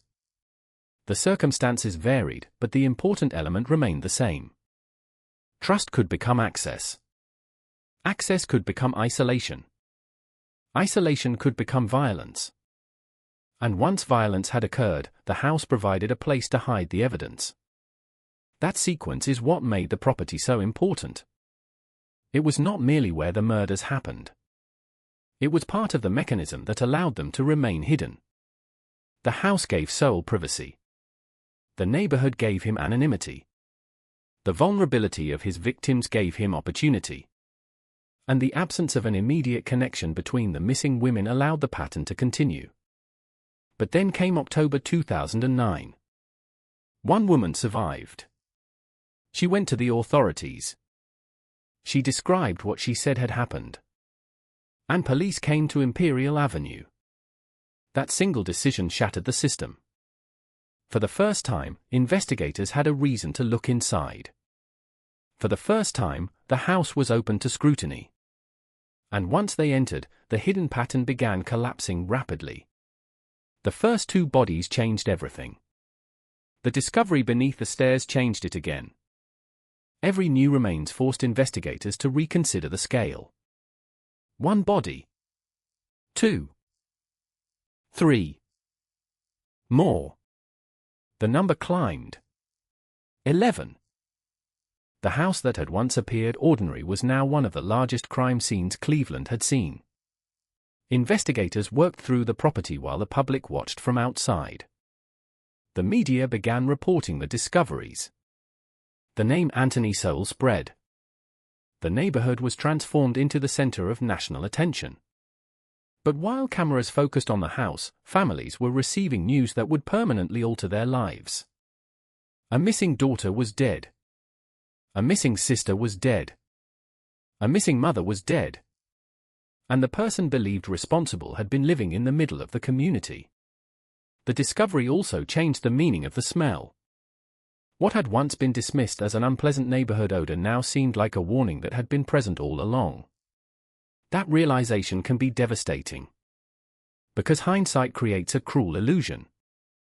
Once the truth is known, every earlier clue seems obvious. The smell. The disappearances. The man's history. The vulnerable women. The house. But before the discovery, those pieces did not form a clear picture. People were living without the information investigators would later have. That is why the case cannot be reduced to the question of why nobody noticed. People noticed things. They simply did not know what those things meant. The discovery changed that. Now every detail had meaning. The investigators had a suspect. They had a crime scene. They had victims. They had survivors. And they had years of history to reconstruct. Anthony Sowell was no longer simply a man accused of assault. He was now at the center of an investigation into 11 deaths. On October 31st, 2 days after police entered the property, he was arrested. The house remained behind. But its secrets were no longer private. The investigation would soon move beyond the walls of Imperial Avenue and into interrogation rooms, laboratories, police files, court documents, and eventually a courtroom. There, prosecutors would have to transform the chaos of the house into a coherent case. They would have to show 12 strangers in a city were not connected by coincidence. They would have to explain the deaths. They would have to prove responsibility. And they would have to confront the defense's attempt to challenge Sowell's mental capacity. But before any jury heard those arguments, investigators still had work to do. They had to build the timeline. They had to identify every victim. They had to determine how the women had crossed paths with Sowell. And they had to separate fact from speculation. Because a case this horrifying creates rumors quickly. People want explanations. They want motives. They want a simple answer for why one man could kill 11 women. But real investigations are rarely that simple. A killer's mind does not come with an instruction manual. The truth has to be built from evidence. And at Imperial Avenue, evidence was everywhere. The rooms. The remains. The testimony. The history. The survivors. The missing person reports. The forensic results. Piece by piece, the investigation was becoming something larger than a crime scene. It was becoming a map of years of violence. And at the center of that map stood Anthony Sowell. A man who had once served in the military. A man who had already served a lengthy prison sentence for sexual offenses. A man who had returned to Cleveland. A man who lived in an ordinary-looking house. And a man who, according to the evidence, had turned that house into a place where 11 women would lose their lives. The truth was finally visible. But visibility was not justice. Not yet. First came the investigation. Then came the courtroom. And between those two moments stood months of painstaking work. Every photograph. Every forensic report. Every witness statement. Every piece of DNA. Every identified victim. Every survivor willing to tell what she had experienced. All of it would become part of the case against Anthony Sowell. The house had spoken. Now the investigators had to make the world listen. The house had spoken. Now the investigators had to understand what it was saying. By the time the search of 12205 Imperial Avenue expanded, the first shock had already begun to settle into something colder and more methodical. The bodies had been found. The possibility of multiple murders was no longer a theory. Anthony Sowell had been identified as the central figure. But investigators still faced a problem that every major homicide investigation eventually encounters. A crime scene can tell you that something terrible happened. It does not automatically tell you everything that happened. The house contained answers, but those answers were scattered. Some were visible. Others were buried. Some were physical. Others existed only in the memories of people who had crossed paths with Soul. The investigators had to collect all of them. And they had to do it without allowing the enormity of what they were seeing to overwhelm the precision required to prove a case. Imperial Avenue was no longer simply a residence. It was evidence. Every room had to be treated as though it might contain a piece of the timeline. Every location where remains were found had to be documented. Every object that could establish contact between Soul and the victims had to be examined. The search was not about finding one dramatic piece of evidence. It was about building a chain. One fact leading to another. One discovery supporting another. One victim connected to another. That process began almost immediately after the first bodies were found. Investigators discovered 2 bodies on the 3rd floor. Then the search moved into other parts of the house. A shallow grave-like area was discovered beneath the stairs in the basement. The following day, another body was found. The property itself seemed to resist explanation. How could one house contain so many secrets? How could human remains have remained there while ordinary life continued around them? And how had the person responsible believed he could keep it hidden? The investigators did not have the luxury of simply asking those questions. They had to document what was actually there. The scene became increasingly complicated as the number of victims increased. Some remains were located inside the house. Others were associated with the surrounding property. A skull was also discovered.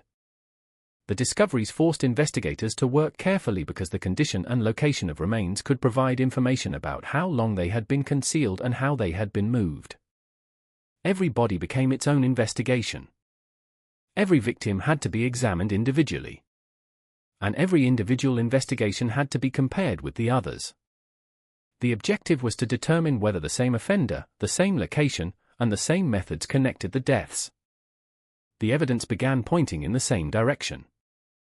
The victims had been killed over a period of years. The property had been used repeatedly. And the manner of death in multiple cases involved strangulation.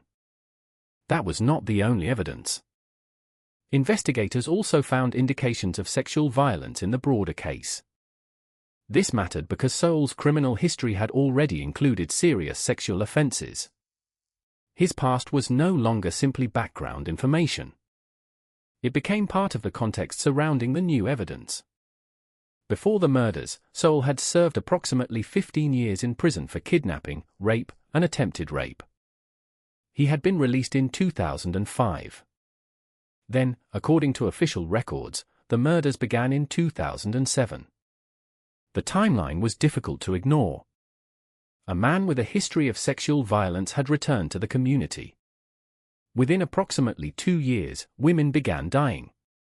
The house became the location where the past and present collided. But investigators still needed proof. A criminal history does not prove a new crime. A disturbing house does not prove who committed a murder. And a suspect's presence at a location does not automatically establish responsibility. The prosecution would eventually need evidence strong enough to withstand a courtroom. That meant forensic work. DNA became one of the important tools available to investigators. The purpose of forensic evidence was not simply to make the case sound scientific. It was to establish connections. A biological sample can connect a person to another person. A trace can connect someone to a location. An object can connect an individual to a victim. The more independent pieces of evidence point in the same direction, the stronger the case becomes. At Imperial Avenue, investigators were searching for precisely those connections. But forensic evidence also has limitations. It cannot always tell investigators exactly what happened. Finding a person's DNA in a house does not necessarily prove murder. Finding someone's belongings near another person's remains does not automatically establish the circumstances of death. Evidence must be interpreted within context. That is why the investigation required so many different forms of information. Forensic science. Witness statements. Survivor testimony. Missing person records. Medical examinations. The history of the suspect. The history of the victims. And the physical structure of the house itself. Each piece had to support the others. The victims also provided another form of evidence through their last known movements. Investigators began reconstructing where the women had been before they disappeared. Who had seen them? Who had spoken to them? Where had they gone? Had anyone seen them entering Seoul's home? Had anyone seen them afterward? These questions could transform a disappearance into a timeline. A timeline could transform a collection of deaths into a pattern. And a pattern could establish intent. The challenge was that the women had disappeared at different times.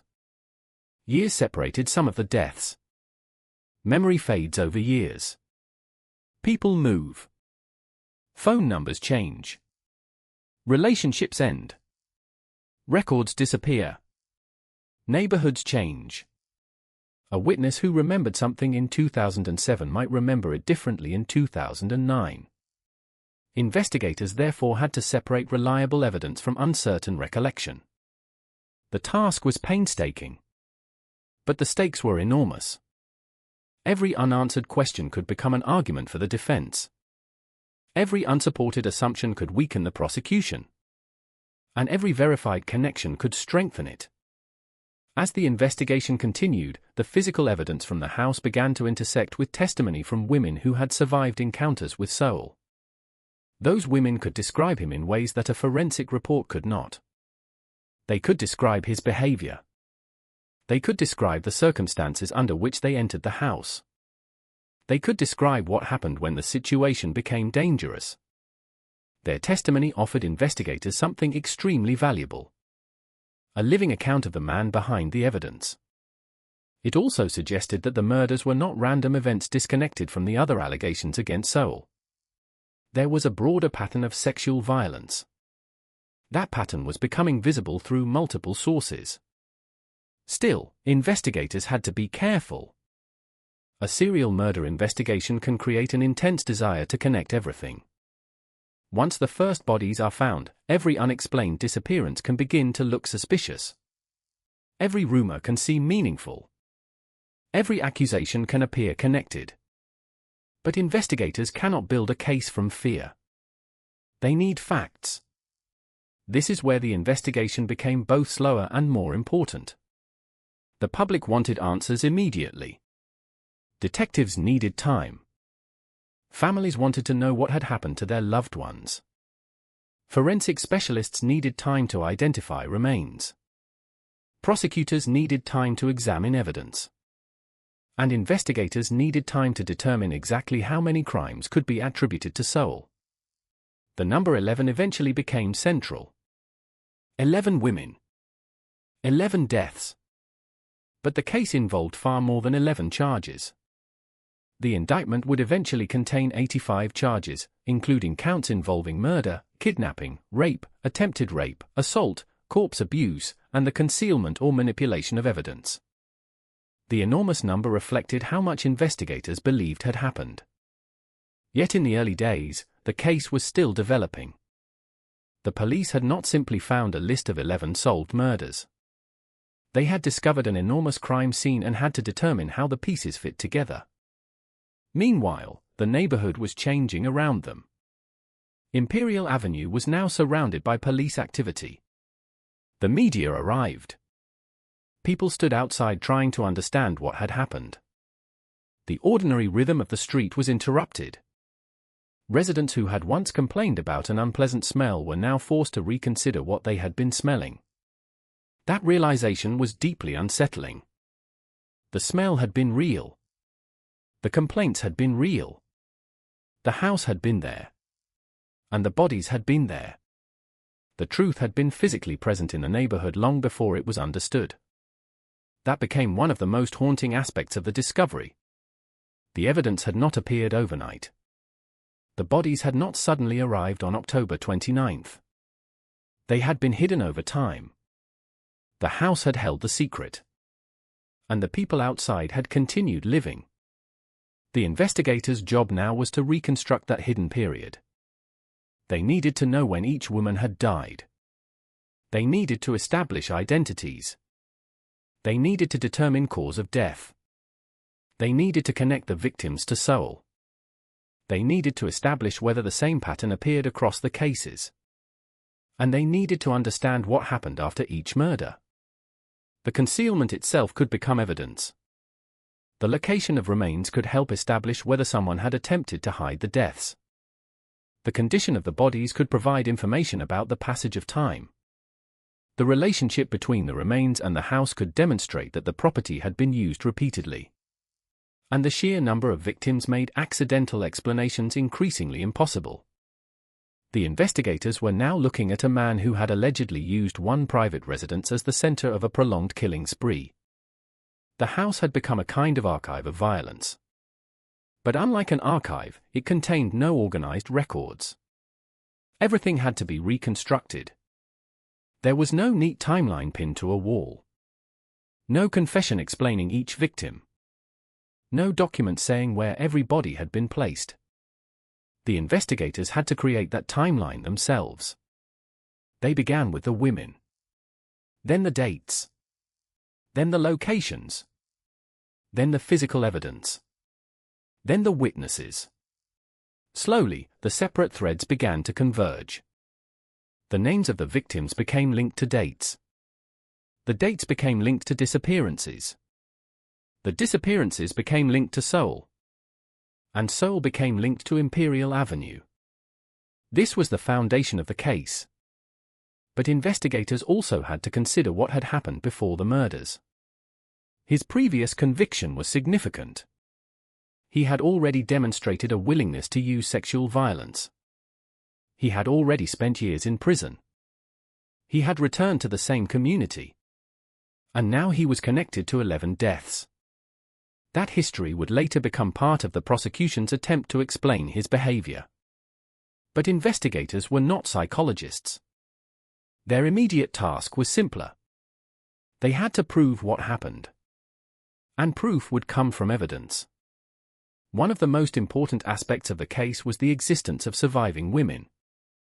Their accounts helped establish a pattern that the dead could no longer describe. A survivor can tell investigators what a suspect said, where he stood, how he behaved, what happened before the violence, what happened afterward. Such testimony can become critical because it provides context that physical evidence alone cannot provide. It also makes the case more complicated emotionally. A survivor is not simply a witness. She is someone who lived through the behavior investigators are trying to understand. Every statement can carry the memory of fear. Every detail can come from an experience she may have spent years trying not to remember. The case therefore depended not only on science, but on people willing to speak. And speaking could be painful.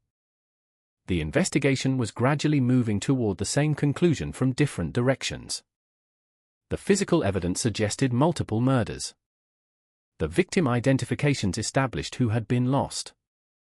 The survivors described behavior consistent with the broader pattern. The criminal history provided context. The timeline placed Seoul at the center. And the house provided the physical setting that connected so much of the evidence. But the investigators still needed to know whether anything could connect Seoul directly to individual victims.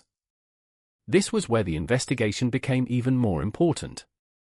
A serial killer case can appear overwhelming because of the number of victims. But in court, each murder must still be proven. Each victim matters. Each count requires evidence. The prosecution could not simply say 11 women were found and therefore Seoul was guilty. They had to establish the facts one by one.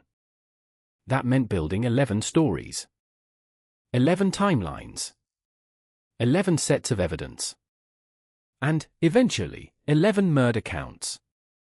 The work continued. Investigators examined the remains. They examined the house. They reviewed records. They interviewed witnesses. They spoke with survivors. They searched for connections. And outside, Cleveland waited. People wanted to know who Anthony Sowell really was. They wanted to know why he had done it. They wanted to know whether more victims existed. They wanted to know whether the city had missed warning signs. They wanted to know whether someone could have stopped him. Those questions were larger than the crime scene. But before they could be answered, investigators had to solve the most basic problem. They needed a complete case. Not a collection of horrifying discoveries.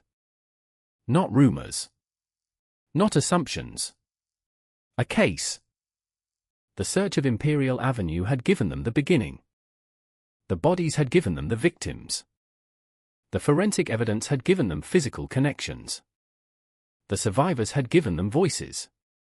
Now the investigation had to move outward. Beyond the house. Beyond the bodies. Beyond the first shocking days. Detectives needed to examine Anthony Sowell's movements, relationships, history, and behavior. They needed to determine what he had been doing before each woman's disappearance.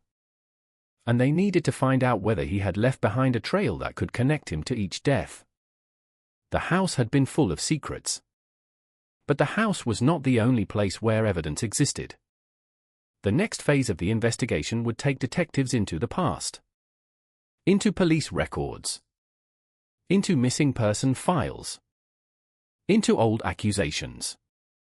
Into the memories of people who had known Sowell. And into the stories of women who had managed to escape him. The killer had believed the walls of Imperial Avenue could keep his crimes hidden. But walls cannot erase history. They can only delay discovery. And now, after years of silence, investigators were beginning to pull that history into the light. The walls of Imperial Avenue had given investigators the dead. Now they needed the living. They needed people who had known Anthony Sowell before his name became synonymous with 11 murders. They needed people who had seen him on ordinary days, spoken with him, entered his home, or crossed paths with him when there was no police tape around the property. Most importantly, they needed people who could tell them what the evidence alone could not. What was Anthony Sowell like when no one was watching? How did he approach women?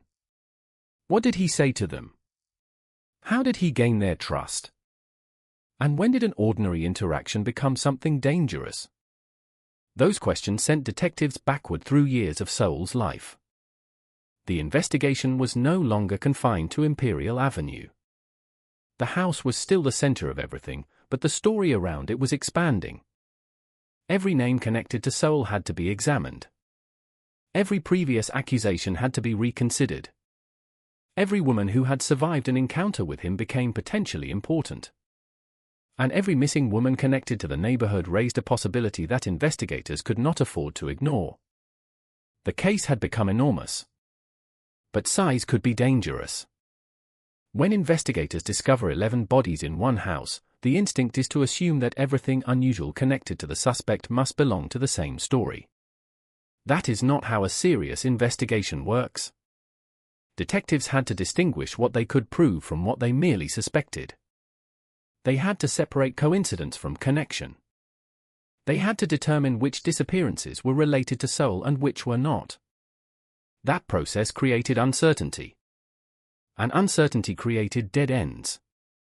One of the most difficult parts of a serial murder investigation is accepting that not every question will have an immediate answer.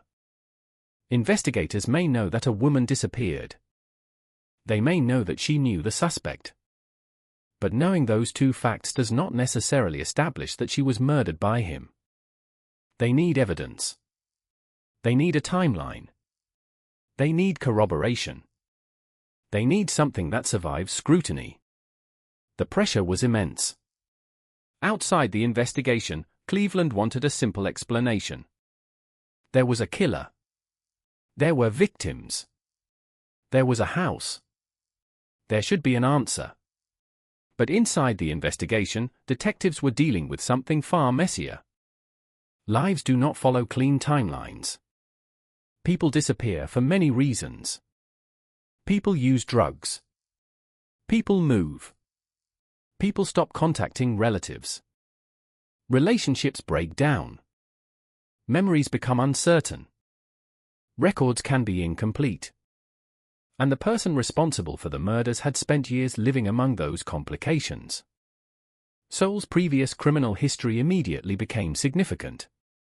He had served approximately 15 years in prison after convictions involving kidnapping, rape, and attempted rape. He had been released in 2005. The murders began around 2007. That sequence forced investigators to look closely at the period between his release and the first known killing. What had he been doing? Who had he met? Where had he gone? Who had entered his life? And had anyone reported suspicious behavior before the murders became known? The answers did not arrive all at once. Investigators had to build them. They interviewed people who knew him. They examined his past. They looked for patterns in his relationships with women. And they listened to survivors. The survivors were among the most important witnesses because they could describe the behavior of a man who had not yet been publicly identified as a serial killer. They had encountered Soul before the world knew what he was capable of. Their memories became windows into the period before October 2009. For investigators, those memories were invaluable. For the women themselves, they could be painful. Some had survived encounters that could have ended differently. Some had escaped the house. Some had lived long enough to tell someone what happened. That difference between survival and death could sometimes come down to circumstances no one could have predicted. A woman could enter the house and leave. Another could enter and never return. The house did not reveal which outcome was waiting. Soul's behavior, however, began to show a pattern. He appeared capable of presenting himself in a way that did not immediately reveal the violence associated with him. That is often what makes predatory behavior difficult to detect. The offender does not necessarily look like the image people expect. He can appear calm, familiar, ordinary. He can talk. He can joke. He can interact with neighbors. He can stand on a street like everyone else. There may be no visible sign that he has crossed a line that most people could never imagine crossing. Soul had lived within that contradiction. The man known publicly as the Cleveland Strangler had once simply been Anthony, the man on Imperial Avenue. That ordinary identity became part of his protection. People see what they expect to see. And for years, there was no reason for most people to expect a serial killer behind the door. The investigation also forced detectives to look at the victims' social circles. Who knew them? Where did they spend time? Who had last seen them? Were they using substances? Were they staying with friends? Were they involved in relationships? Were there other people who might have harmed them? Each possibility had to be considered. Some leads went nowhere. A name appeared in a report and then disappeared from the investigation. A witness remembered something that turned out not to be relevant. A missing person case seemed connected until another fact broke the link. These were the dead ends. They were frustrating, but necessary. The investigators could not afford to become so convinced of Soul's guilt that they stopped questioning their assumptions. The evidence inside the house was overwhelming in scale. But scale does not replace precision. The prosecution would eventually have to prove 11 murders. That meant investigators had to keep asking difficult questions even when the answer seemed obvious. Who was responsible? When did the killing occur? How did the victim die? What evidence connected her to Soul? What evidence connected her death to the house? And what evidence demonstrated that the killing was intentional? Those questions shaped the investigation. They also shaped the legal strategy that would eventually emerge. The more investigators learned about Soul's past, the more the prosecution had to consider how much of that past could be presented in court. A previous conviction for sexual violence could provide context. But a prior conviction does not automatically prove a later crime. The law requires specific evidence. The courtroom would demand that distinction. Detectives therefore continued building the case one victim at a time. The remains were examined. Identifications were confirmed. Cause of death was considered. The location of each victim became part of the reconstruction. Evidence was compared across cases. The same house connected them physically. The same suspect connected them legally. But the investigation still needed a bridge between the two. That bridge came from the totality of the evidence. No single clue explained everything. It was the accumulation that mattered. A survivor's statement. A forensic finding. A victim's disappearance. A connection to soul. The physical location of remains. His previous criminal behavior. The timeline. The more these independent elements converged, the more difficult it became to view the deaths as unrelated. Yet there were still questions surrounding the exact circumstances of individual murders. Not every victim left behind the same amount of evidence. Not every death occurred at exactly the same point in time. Some remains had been exposed to the elements. Some had been concealed. Some had been left inside. Some had been found outside. The investigators were therefore reconstructing different stories from different levels of physical evidence. That made the forensic work especially important. The condition of the remains could tell investigators something about time. The location could tell them something about concealment. Biological evidence could help establish identity and contact. Together, these details could strengthen the connection between victim and offender. But forensic science does not eliminate uncertainty. It narrows it. It gives investigators boundaries. It tells them what is possible and what is not. The human story still has to be reconstructed. That is why witness interviews mattered so much. People who had known the victims could explain who they were. People who had known Soul could explain his behavior. Survivors could explain the encounters that ended in escape. And investigators could compare all of those accounts against the physical evidence. The case was becoming a mosaic. No individual piece showed the entire image.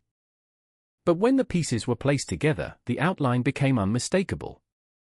Anthony Soul was not simply connected to one dead woman. He was connected to a pattern. And the pattern stretched across years. That was the realization that changed the investigation from a homicide inquiry into a serial murder prosecution.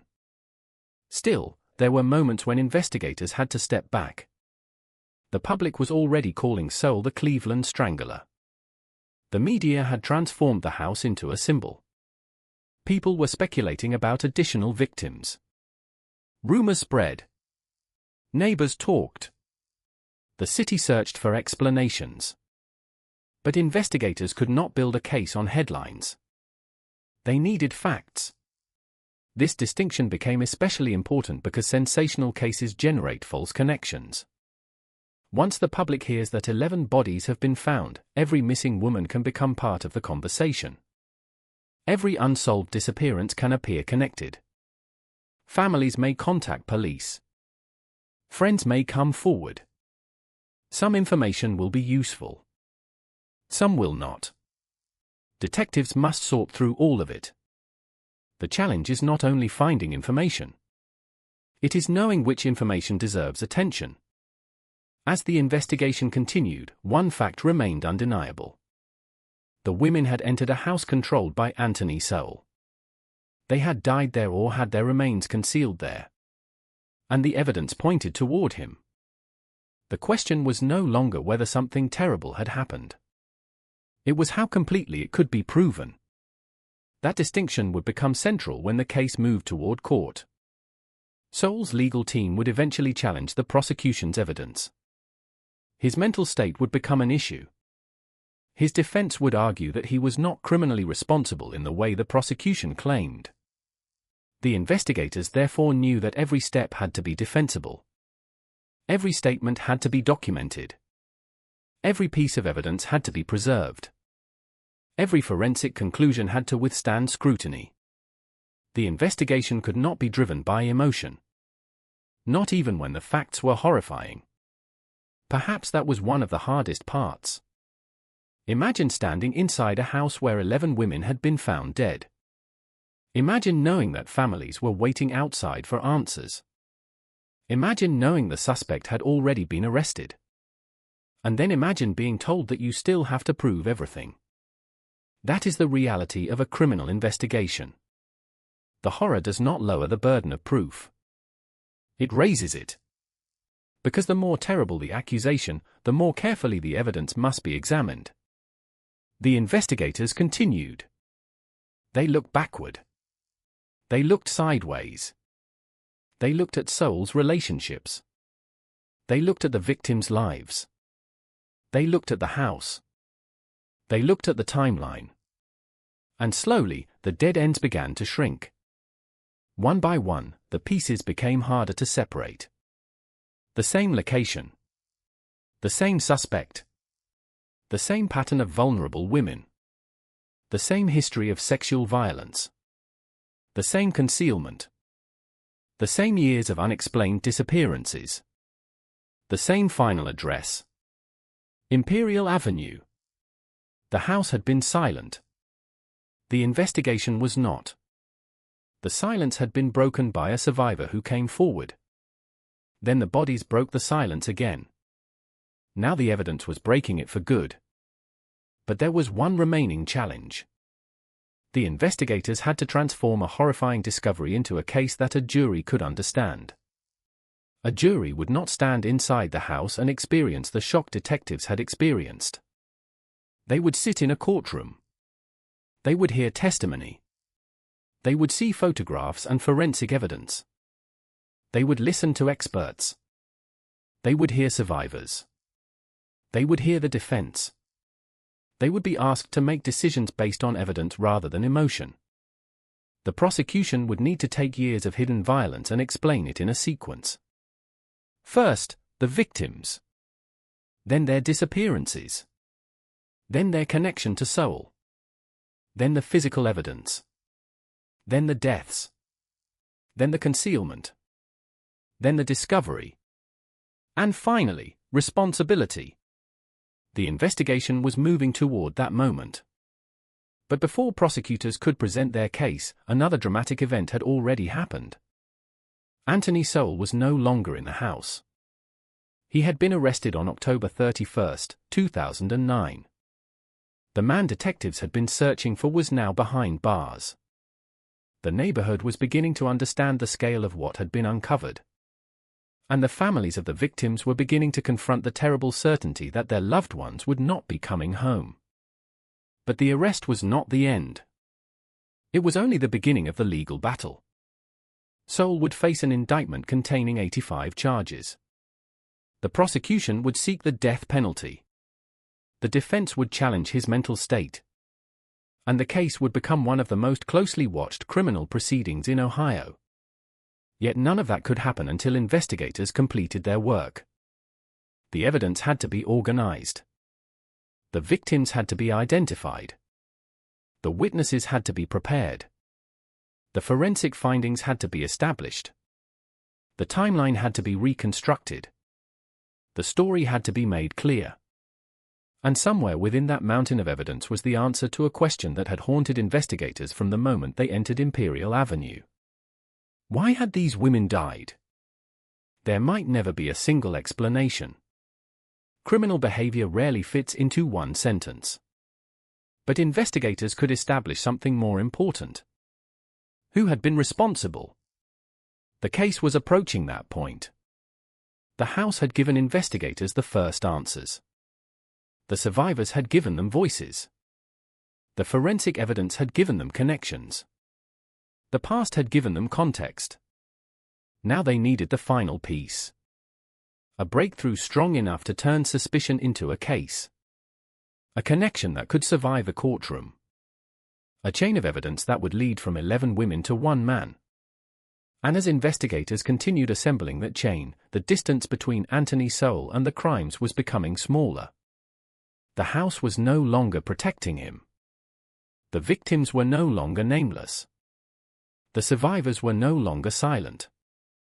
And the evidence was beginning to point in one direction. Toward the man who had lived at 12205 Imperial Avenue. Toward Anthony Sowell. The breakthrough did not arrive as a single dramatic confession. It came as a convergence. A survivor had walked into a police station. Investigators had followed her account to Imperial Avenue. The door had opened. Then the house had begun revealing what had been hidden inside. First came the bodies. Then the identities. Then the forensic evidence. Then the stories of women who had survived encounters with Anthony Sowell. And finally, investigators began to understand that what they were looking at was not one terrible night. It was years of violence. The arrest on October 31, 2009, had removed Sowell from the street, but an arrest was only the beginning. Police now had to prove what they believed had happened. They had to connect the man they had arrested to each individual victim and establish that the deaths were not accidents, coincidences, or the acts of someone else. The pressure was enormous. 11 women were dead. Families were demanding answers. The neighborhood wanted to understand how such a thing could have happened. And prosecutors were preparing for a case in which the state would eventually seek the death penalty. The evidence from Imperial Avenue became the foundation. But the breakthrough was not simply that investigators had found bodies. The breakthrough was that the bodies could be identified. Once the women had names, detectives could search backward through their lives. A missing person report could now be connected to a set of remains. A last known sighting could be compared with Sowell's movements. A survivor's account could be compared with the physical evidence. A forensic examination could be compared with what witnesses remembered. The investigation began moving in both directions at once. Forward from the discovery. Backward into the past. That is when the case became much more difficult for Sowell to escape. For years, the women had existed as separate disappearances. Now they were connected by one address. One man. One pattern. One investigation. The evidence did not depend on a single witness. That mattered. A defense attorney could challenge one witness. A memory could be questioned. A forensic result could be interpreted. A timeline could be disputed. But when multiple independent pieces of evidence point toward the same conclusion, the argument becomes harder to sustain. Investigators were building precisely that kind of case. The first critical element was the house itself. The remains had been found on property controlled by Sowell. That fact placed him in the center of the physical evidence. But prosecutors needed more than proximity. They needed to show responsibility. The second element was the condition and location of the remains. The evidence showed concealment. The bodies had not simply been left in public view. They had been hidden within and around the property. That indicated an attempt to prevent discovery. The third element was the cause of death. In multiple cases, investigators concluded that strangulation was involved. This provided another common thread. The fourth element was the history of sexual violence surrounding Sowell. His previous convictions did not automatically prove the murders. But they provided context for the behavior investigators were uncovering. He was not a man with no history of violence suddenly accused of an impossible crime.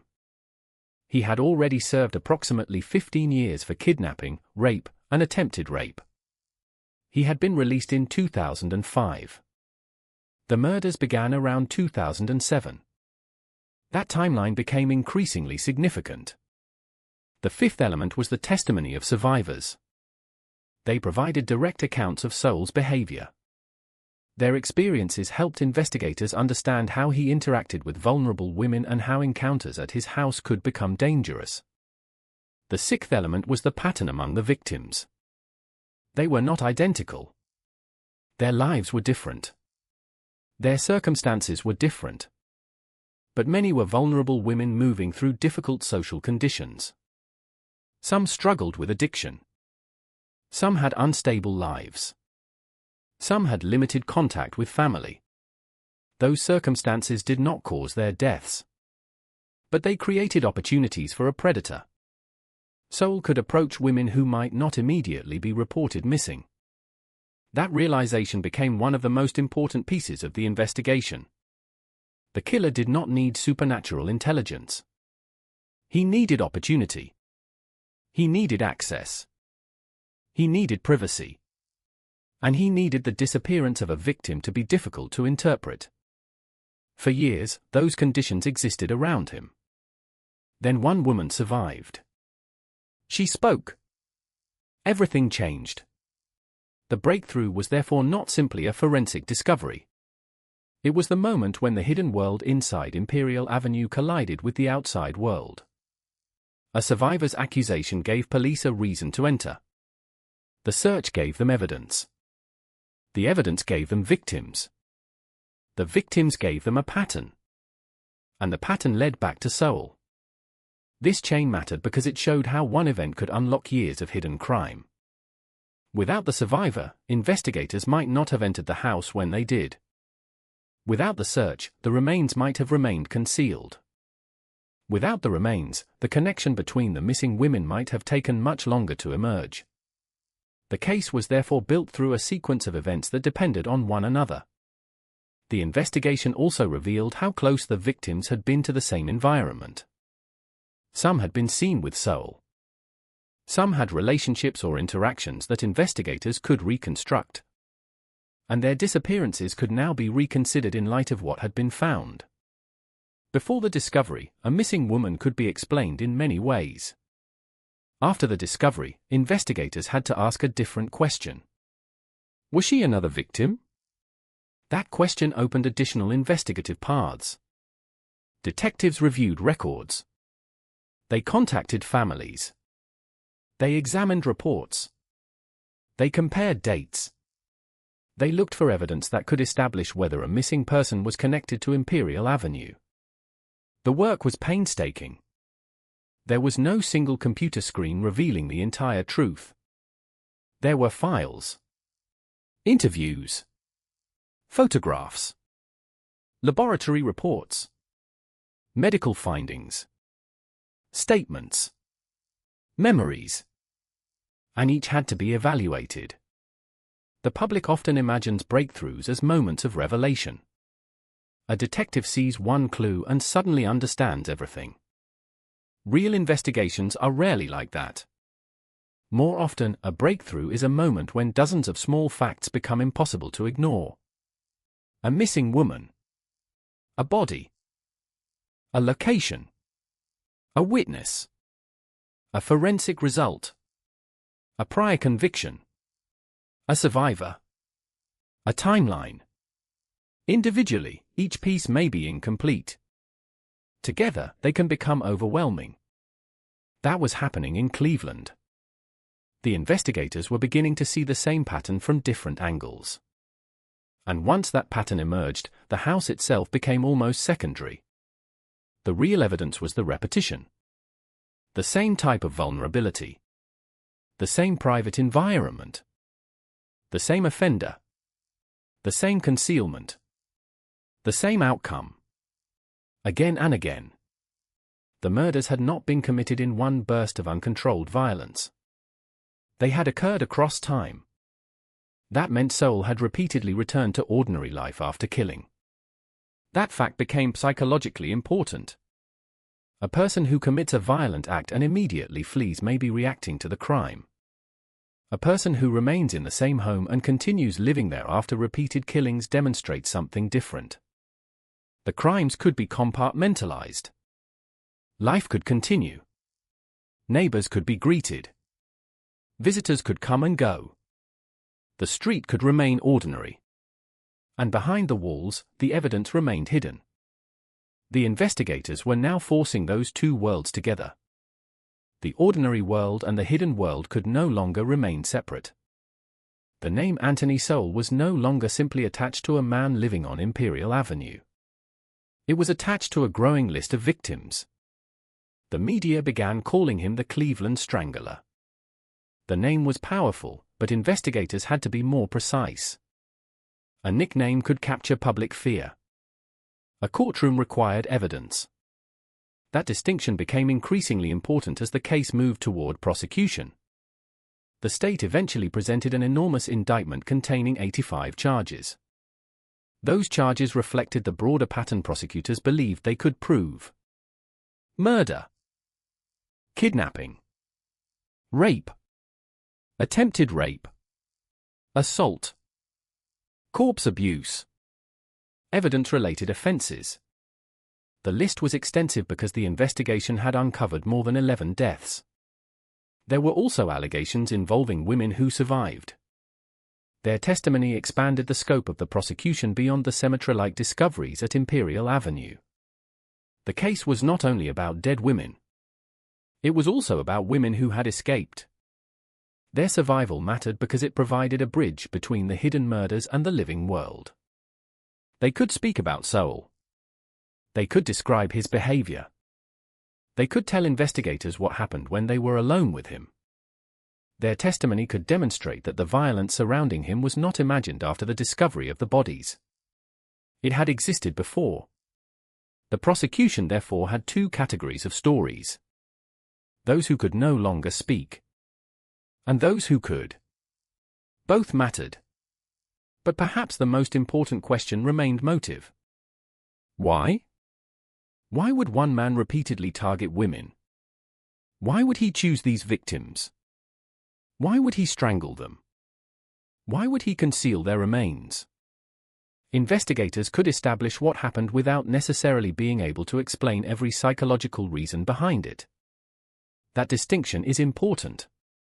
People often want a motive because motive creates the illusion of understanding. If we know why someone did something, we feel that the story makes sense. But sometimes the evidence provides behavior without a simple explanation. Soul's previous history of sexual violence offered one context. His pattern of targeting vulnerable women offered another. The use of strangulation and concealment revealed additional aspects of his behavior. But none of these facts could reduce 11 murders to a single sentence. The victims were not killed because of something they had done to deserve it. They were killed because Soul chose to commit violence against them. That was the essential truth. As investigators continued, another challenge emerged. The condition of the remains meant that some questions could never be answered with complete certainty. Time changes evidence. Exposure changes evidence. Decomposition changes evidence. The longer a body remains undiscovered, the more information can be lost. That is one reason the delay mattered. Some victims had been dead for years. The investigators were trying to recover a story from evidence that time had already damaged. Yet even damaged evidence can speak. Forensic specialists can examine bones. They can examine biological material. They can compare DNA. They can determine whether injuries are consistent with particular causes of death. They can establish identities. They can sometimes estimate time. And when several bodies show similar patterns, the similarities themselves can become significant. The evidence from Imperial Avenue began forming that kind of pattern. It did not tell investigators every detail of every murder. But it showed that multiple women had died under suspicious and violent circumstances. It showed concealment. It showed repeated behavior. And it placed the investigation directly at Soul's home. The breakthrough was becoming impossible to reverse. The police had arrested Soul. The public knew. The families knew. The house had been searched. The bodies had been removed. But now the question changed from who is responsible to can the state prove it? That was the next battlefield. The courtroom. Soul's defense would eventually challenge the prosecution's case. His mental health would become a major issue. The defense would argue that he suffered from mental illness and was not legally responsible in the way the prosecution claimed. That meant the state would have to do more than establish the physical facts. It would have to confront the question of his mental capacity. Could he understand what he was doing? Could he understand that it was wrong? Could he be held legally responsible? These questions would eventually become central to the trial. But before the jury could consider them, the prosecution had to establish the underlying crimes. That work had begun in the house. The breakthrough had created a bridge between the crime scene and the courtroom. The investigators now had a case. It was not perfect. No major homicide investigation is. There were unanswered questions. There were gaps. There were uncertainties about individual victims. There were questions about whether other women might have been victims. But the core evidence was becoming clear. 11 women were dead. Their remains had been found on property associated with Anthony Sowell. Multiple deaths involved strangulation. The women had disappeared under circumstances investigators found suspicious. Survivors described sexual violence and encounters with Sowell. His criminal history included serious sexual offenses. And the evidence pointed toward a repeated pattern. The man who had lived quietly on Imperial Avenue was now facing the possibility of spending the rest of his life in prison or being executed by the state. The city was waiting for the courtroom. Families were waiting for justice. Prosecutors were preparing evidence. Defense attorneys were preparing challenges. And Anthony Sowell was waiting behind bars. The house had been emptied. The bodies had been removed. The evidence had been catalogued. The street would eventually return to something resembling normal life. But the investigation had permanently changed what that address meant. It was no longer simply 12205 Imperial Avenue. It was the place where 11 lives had been hidden. And the breakthrough had made one thing clear. The women had not disappeared into nowhere. Their stories had been buried. Their evidence had been concealed. Their deaths had been separated by time. But they were connected.